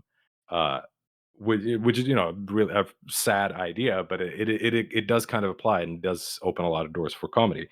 So it's been that really. It's been a question of uh, what is the natural development for somebody telling that one joke. It's the idea of telling one funny joke at a party, everybody's laughing, and then you go home alone, and then you sit in your living room in silence, quietly, and you're like, was I happy with that joke? Is this who I am? Is that this is the end of it? Like I'm just gonna Yeah. keep doing this for the rest of my life. Uh, so yeah, that and then also I think uh, another part that comes very naturally is just in CRPG dialogue or RPG dialogue where you have branching trees to an extent that didn't exist in Clam One. Uh, it comes back to the what I said about improv when writing is sometimes I don't know what a character will be like until I've finished their dialogue. Mhm. And like I will sit at my desk and write a line and I will read it out loud and I will act it out loud to myself. And only about like halfway through am I like, that's who this is. Now I understand. And then I'll go back and edit, or I'll just see that it works already. Uh, so yeah, again, it is very. It comes a lot from my tabletop role playing games, where a character will ask, "Is there a blacksmith in the town?" And you're like, "Fuck, I guess there is." Their name is Alduin. Alduin, Mhm. and then they talk to them, and you have to make up a personality on the spot, which is something that I do kind of enjoy. So bringing that into writing and then into like an RPG dialogue framework, that's kind of the process. Really, it's a lot of improv.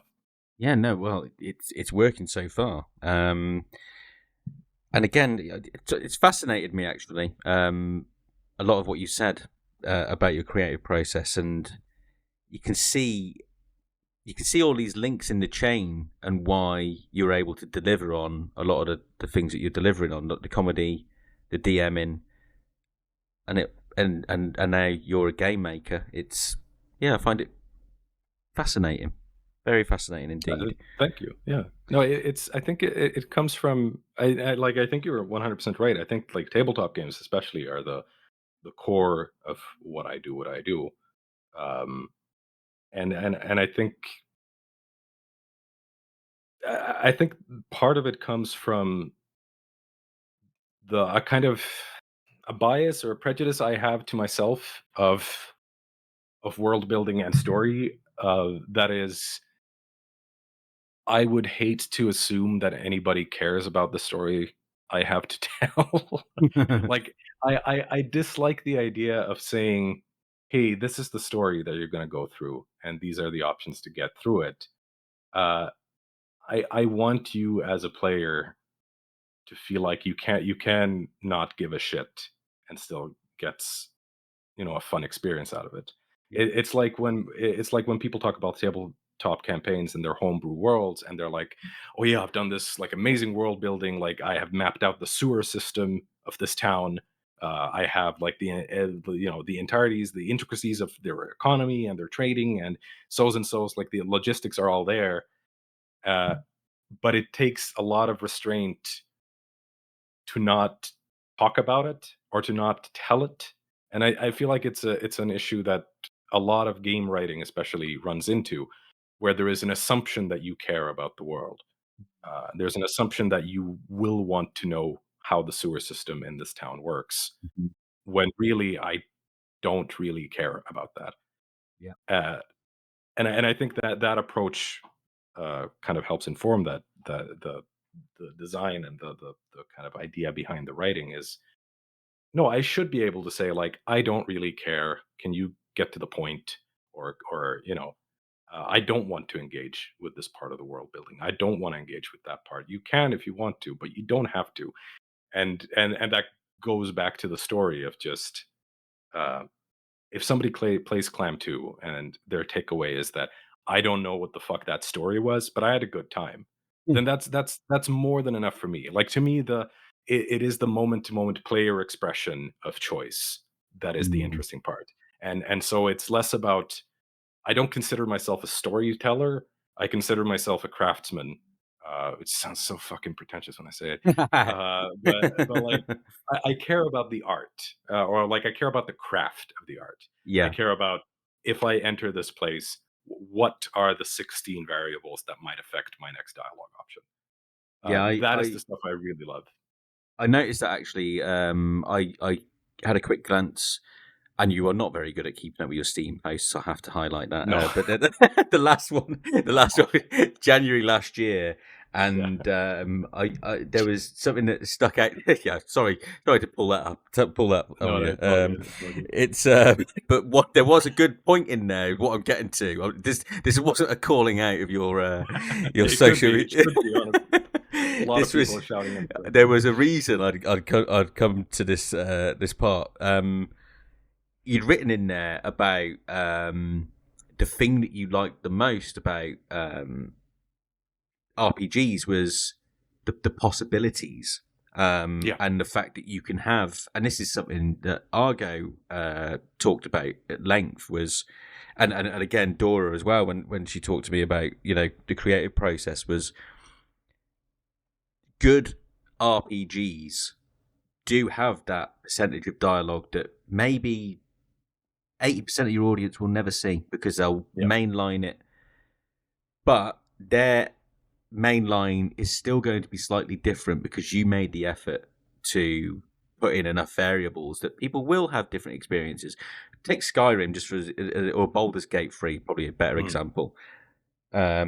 You can have such wildly different experiences based on how you decide to approach that and how much you allow those outside influences from the main story to kind of pull you one way or the other.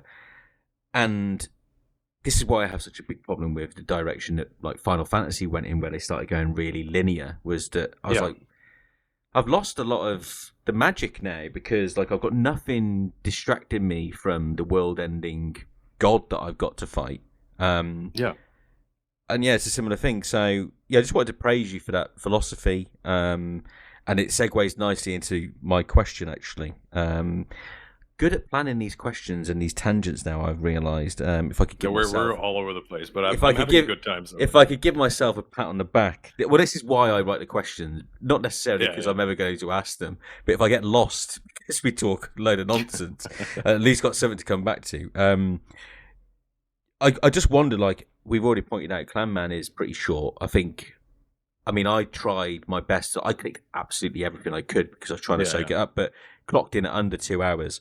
So I'm Yeah, yeah. curious then, Usually. with your philosophy in mind, and obviously the fact that it's a CRPG, just how much bigger, say in I don't know gameplay terms, do you think we're talking here? It's not even comparable. It's I'll give you an example. Yesterday, the dialogue I'm working on right now is right now at 2,400 dialogue lines, and you will Mm. see 400 on a playthrough. Like Right. the amount of dialogue in this game, and this is genuinely not me like bragging or trying to sell the game. This is the bane of my existence is uh, the approach that I've been talking about, the kind of improv thing. It leads dialogues to vary so wildly in what you will see. Yeah. Uh, the current word count is, I haven't done a word count. It's in like a year. Last time it was half of Lord of the Rings, the entire trilogy. It's like way past 500,000 words at this point, and you will see on a playthrough you will see 30% of it. So the game is not only, massively bigger than Clam One, and even if it ends up, being 6 or 8 hours to finish, you would have to play. I think the demo, to see everything, you have to play it 6 times, optimized, Oh, and like okay. know exactly what you're going for. Uh, and like what you said of like there's 20% of any RPG that a player won't see, or 80%. It's entirely true in Clam 2. There's so much shit in this game that I'm having a great time writing, and then 2 weeks later I forget that it's in there. So like for when I'm playtesting the game, I will read jokes that I don't remember writing. I will read dialogue lines that I don't remember writing. But they make you I laugh I at will, least. yeah, yeah, yeah, because I don't remember. Because to me, it's like, oh, somebody else wrote that. That's really funny. Yeah, yeah, yeah. But while I'm writing it, and I'm like, I don't fucking know. I will message a friend and be like, hey, is this funny? Yeah. Uh, so yeah, no, it's so much bigger. It's insanely bigger. Like I think all of Clam One could fit in some of the dialogue trees in Clam Two. Like that is the length of the amount of writing. And again, it's not necessarily just uh,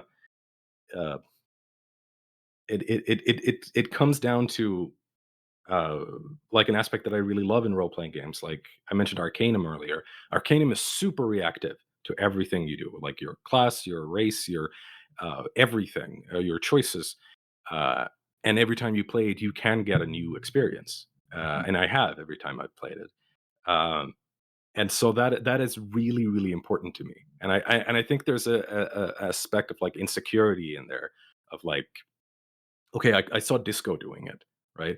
And Disco did it well, but I think I still have a hard time dropping the idea of like a real CRPG needs to have combat, or like some kind of mechanical play that your stats play into or whatever. Yeah. Uh, and so since I don't have that in Clam 2, since it is like 90% dialogue, uh, I am really self-conscious about making sure that every time you play it, there is a new thing that you can see, or there's a new path that you can take. Like every quest has at least 3 endings. Every dialogue tree has, again, like massive amounts that you won't see. There's a quest in the game that you can only get if you nat one, and it Right. leads you into this entire long quest line that you get like a super hidden joke. And I think the reason I'm still doing it, even though it's the absolute worst for production and scope, is just the idea that there will be one person talking to another person, both play the game, which, rare and unlikely to happen. But uh, they will play it and they will talk about, oh yeah, what did you do with the eldritch monster that wanted to get into streaming? And for the other person to go, the fucking what? Yeah. Or like Yeah. when you were in the elevator shaft, did you do this? And they're like, the what? Yeah. Like if one person gets a thing where they nat one and they get that quest, even if it's, again, like, to be clear, it's a 5% chance on the roll, and it's in an optional path of the dialogue. So like we're talking less than 1% of players will see that and will get that entire quest line. But for them, it's enough for me to be like, yes, that is what I care about. That is what I love. I want you to get your own thing every time you play the game. Like I want you to, I want it to be reactive. And again, like since I don't have gameplay, since I don't have combat to kind of like pad things out, or play around with character builds, like combat builds, I want to make sure that there is as much as possible, so that every time you play the game, so you can play the game 6 times and you can see new things in every quest every time, depending on your stats and such. Like I really like deeply care about that, and that's the thing that keeps me going. When I'm 2 weeks into a optional quest that nobody will see, and I'm spending hours like writing and designing it, and it's like similarly. Sorry, I'm No, rambling at you this point, carry on. It's but fine. it's there's also an aspect of the one of the things that I didn't like about Disco was the fail states. Mhm. Like sitting down in the uncomfortable chair in Everett's office, for example, and dying. And I didn't have a healing item there, so I was kind of stuck. Uh, and I kept failing that roll and whatever. Uh, and the dying sequences are obviously really funny, but I think it goes back to my love for like Monkey Island, where you can't fail. There's always something that you can do. Yeah. There's no game over screen. It's just no, figure out a way of doing it. And I think that approach has been really important to me as well. So, like I said, there are quests in the game that you can only get if you fail a roll, and I'm trying my best to ensure that whenever you fail something, it is not like a stop of the Yeah. quest. It is a question of no, you get this now. There's a in the second day of the game. There's a door that you can pick. You can, but if you fail like picking the door, then now you have all of these other options to get in through the door. And so essentially, for your failure rewards you with more content, which is a horrible word, but that's what it is. Uh, so yeah, no, like that stuff has been really important to me through development, and that again, going back to Clam One, the difference between a point and click and RPG is just a huge amount of bloat because there needs to be a million ways of doing everything. So yeah, it is. It's Well, it's way way way way bigger. it's music to my ears. I mean, much of what's been sold to me on Clam Man 2 has been the way that you talked about creating the game in the first place, and that in particular, as someone whose launch pad into YouTube nonsense was dissecting Disco Elysium through like hacking the save file. The idea that I could tinker and play around with Clam Man 2 when it arrives to the level that you're talking about gets my scientific research brain all the endorphins it needs. So, and I'm sure many fans will be, I think, as I already said, that's exactly what the Disco Elysium kind of fan is looking for, without possibly realizing it, is that you can be endlessly surprised, and you can have seemingly infinite variants of what happens. So, yeah, very, very, very good. I'm just gonna point out. I'm gonna go back to my notes and just point out some funny things that I liked, or some questions that I had around that didn't come up when I was writing them out. Was the finger pistols back and forth with Pete a deliberate reference to Disco Elysium? No, actually. Okay. And and now as you ask that question, I'm like, shit, am I just a fraud? Am I a ripoff? Did I steal that subconsciously from Disco? To be fair, I think Finger Pistols did predate Disco Elysium, but I just found it interesting because it is, and it goes on endlessly. I met up with Bill, the conspiracy theorist, again. Oh yeah. And I thought it was fucking hilarious because now that the duck has been proven, spoilers for Clam Man 1, by the way. Yeah. The duck, the duck of truth is very real, and he fights crime, and it's basically the story is that he kind of just settled into like a normal life. He like retired. Yeah. And exactly, because there's no more conspiracy. Yeah, there's no more conspiracy. There's sort of ducks like not needed, and Bill is now. He reads books, and there was a great line about conspiracy theories in there and how they are fun. And Bill says, "Turns out reading and educating yourself is counterproductive to conspiracy theories," which I thought was quite funny and on the nose. And basically, the more stupid you are, the more likely you are to be receptive to conspiracy theories, which I thought was right. quite funny. So that's another I picked up in Clam Man 2. So is the world? So there's a mammoth that you find on like a stuffed taxidermy mammoth or whatever, and there was a line that alluded in there about being underwater. So is it like SpongeBob type? Is Snacky Bay like SpongeBob setup, right? It's SpongeBob rules. Yeah, there is a beach. with water. Yeah. Yeah. Got it. Okay. I thought it was funny that so detection, a bit like perception in Disco Elysium, for anybody that needs to know what the reference is. So you can have perception in brackets smell or hearing in Disco Elysium, right?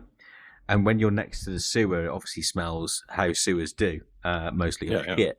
And it says detection in brackets in the possession of nostrils, which I thought was quite funny. Yeah. And then one quick one, which was the evil car. Oh yeah. That's from the updated demo. Yeah. When it said there's a car approaching you, I was like, and it pans. I was like, oh shit, it's gonna be like a car coming at speed now. I'm gonna have to like do a dodge. I did not expect it to be like this kind of Hanna-Barbera, 1930s, like a cartoon car sneaking up, like literally sneaking up on you, and he rhymes, and the only way to get him to go away is to rhyme back. Then he's like, right, yeah, and then insult sword fighting. His response is, "Oh, sorry, I didn't realize you were a fellow thespian." And I was like, again, I was expecting like rhyming to be like, I don't know, the way it's kind of framed to you is like, well, if you rhyme back at him, he'll have to like kind of rhyme in line with the way that you're going with the story, and that will kind of put a spell on him that makes him go away. But no, it's like, oh, you rhyme too. You're also a man of the theatre. I'll leave you alone. It's very, very funny. And then those are the. Go on. Oh, sorry. Go on.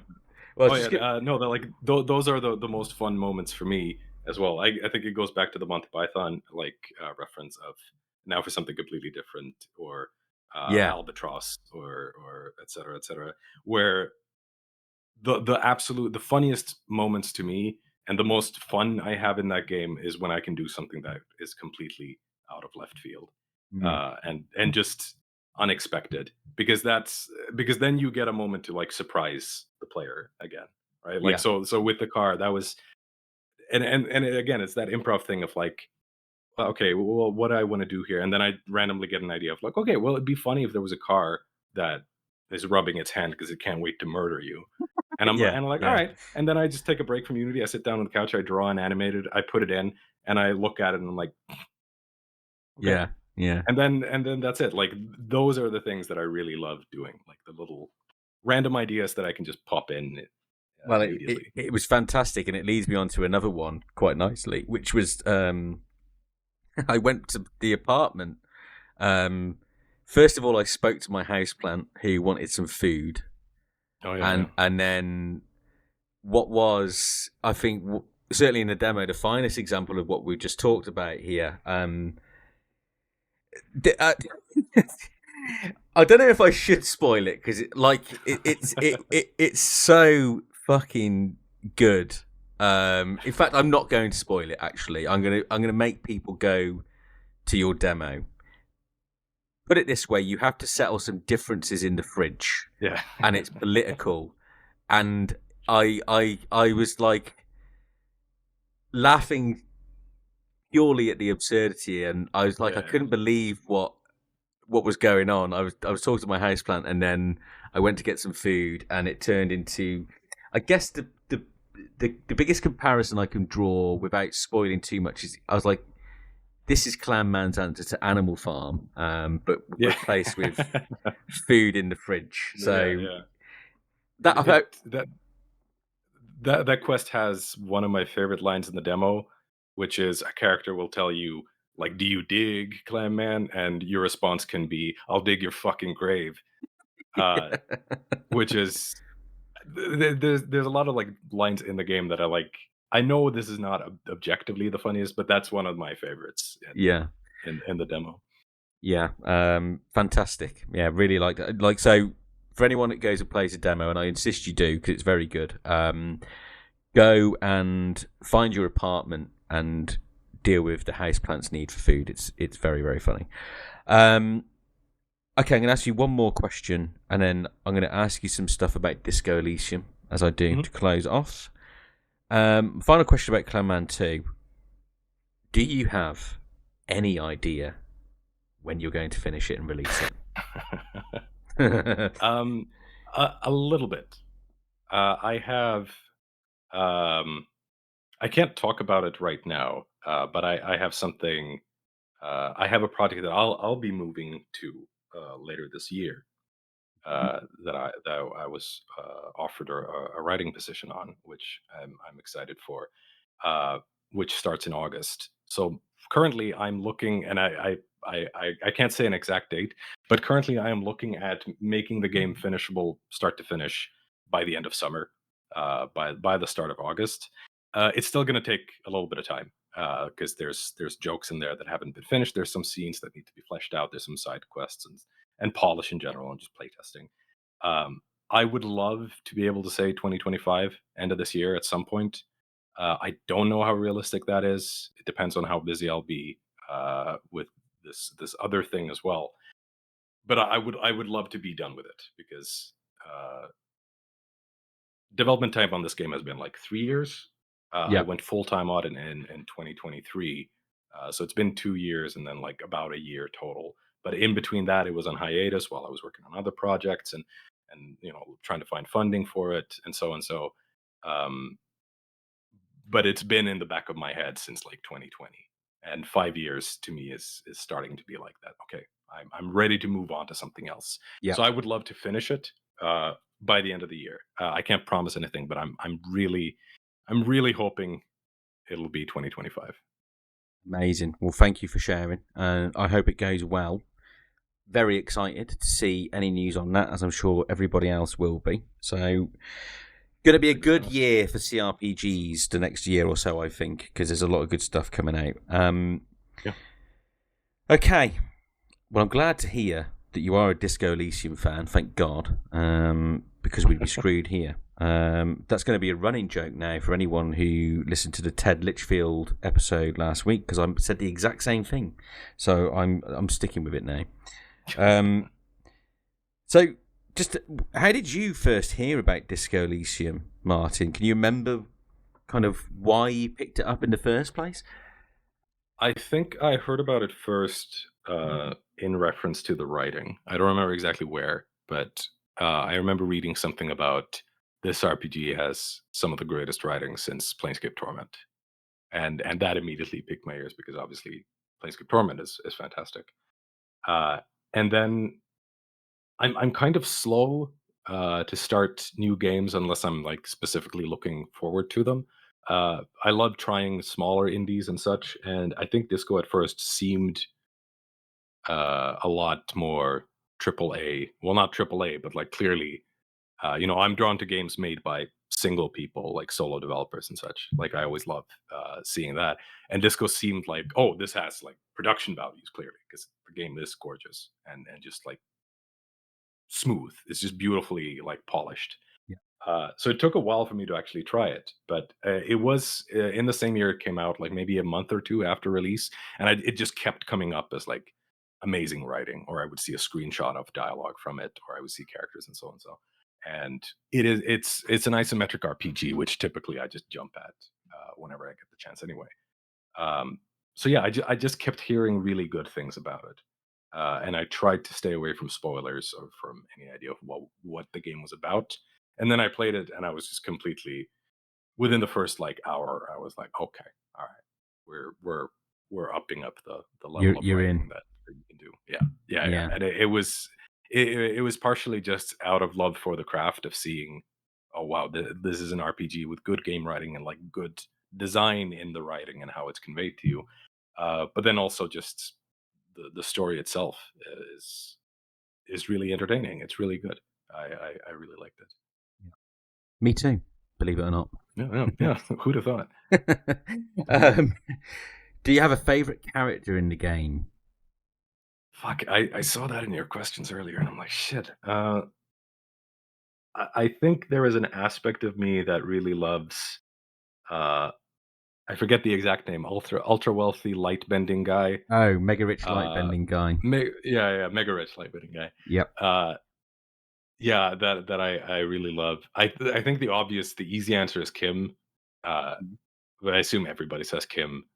They try not to because they don't want to be obvious. Yeah, yeah. Everybody says the exact same thing. Yeah. Like Kim is great. Kim is so good. Fuck, there's a lot. I really like Joyce. Yeah.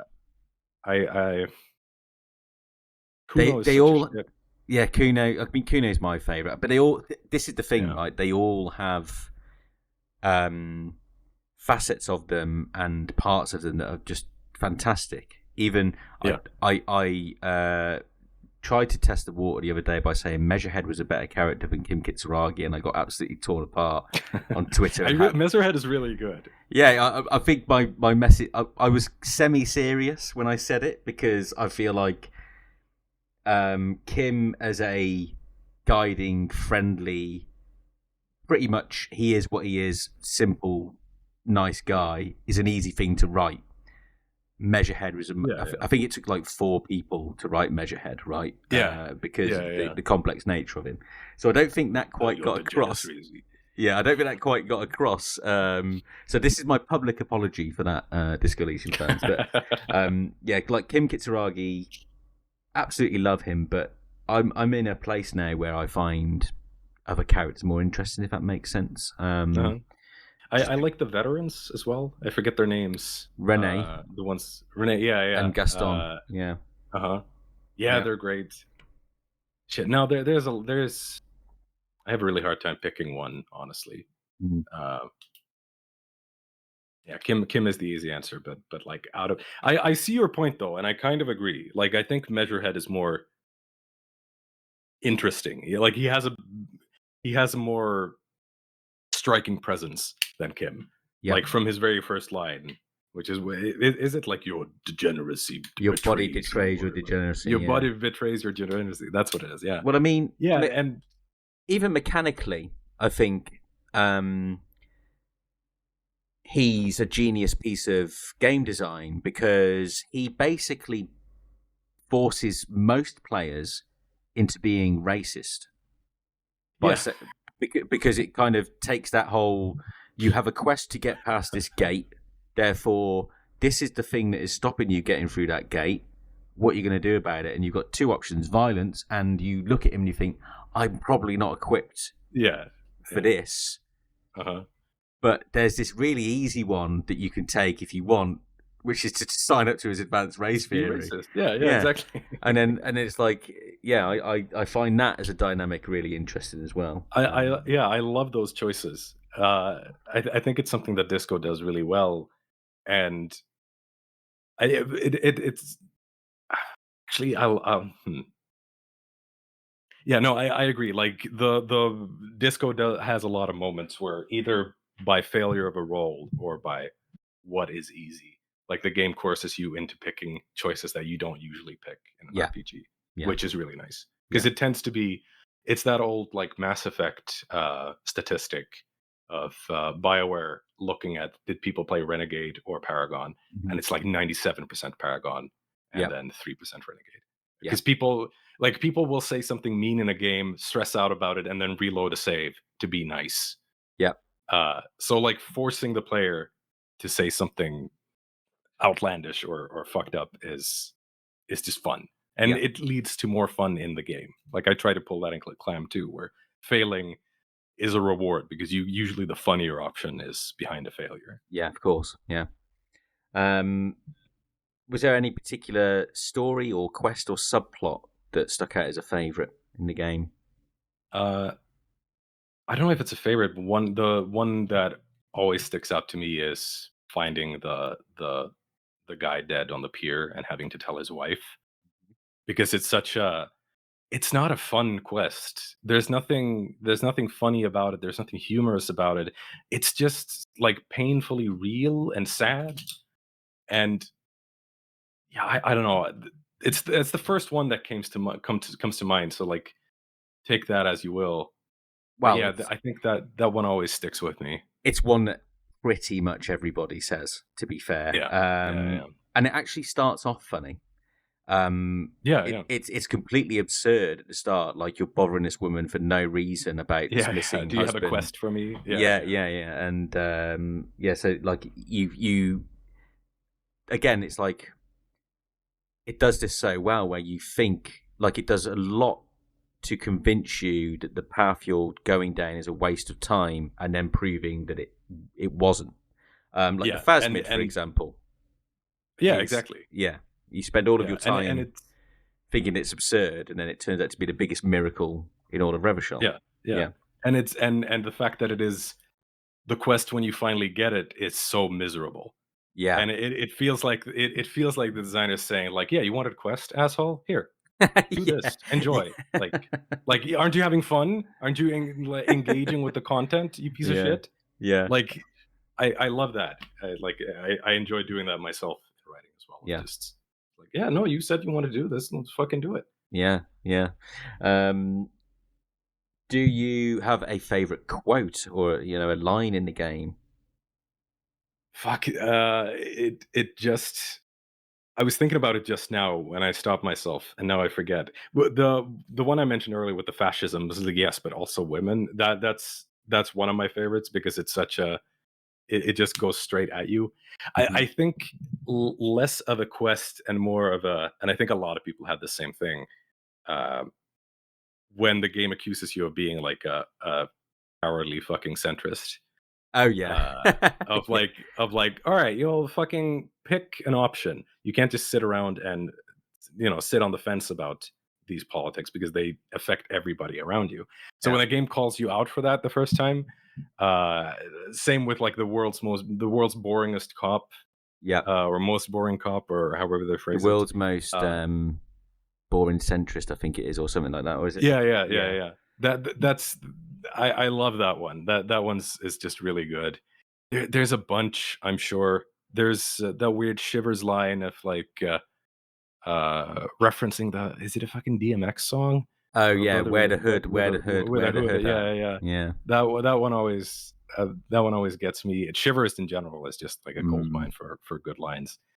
Um, but yeah, no, I'm struggling now to think of like any one particular line that is really really good because No, there's but so you many. give a good answer, to be fair, because it's a general kind of the writing's all good, and it's a bit unfair really that I ask people to Yeah. to name one, but yeah, just to draw on your point around the forcing of the politics or calling people out. There's a great Mm. one when you're speaking to Rene, where rhetoric says, "Say one of these communist or fascist things, or fuck Oh, off." fuck off. Yeah, Yeah. you've got nothing but those Yeah, two left. Yeah, yeah. fantastic. Um, do you have a favorite piece from the soundtrack? I think it's just Whirling in Rags, like the 12 a.m. version or something. Oh, I sometimes listen to that while writing. the slow chilled Uh, version. yeah, yeah. Yeah, I find it's very like it helps me write. Certainly, there's a lot of really good music. yeah. Just the menu music, the horns. I forget the name of the track. Instrument of Surrender. Yeah, yeah, Yeah, exactly. yeah. Is lodged in my brain because it's such a effective, just singular melody. Hmm. But yeah, no, I'd say Whirling in Rags probably Yeah, one of the versions. yeah. And then finally, final question. Do you? I don't know why I leave this the final question because it's a sour note. But do you have any criticisms of the game? Oh, you kind of touched on it already, to be fair. But yeah, any criticisms of the Yeah, game or its story? Anything that you would have done differently? yeah, it is the game over thing, which I understand entirely why it's there, and I think you can't take it out of the game now and make it better. Like it needs to be there, Yeah, and it should be there. Uh, but yeah, I think that's one of the aspects that I was like the first time I kind of felt friction with the game, where I'm like, fuck, okay, well, this is just a dead end now, and typically that's something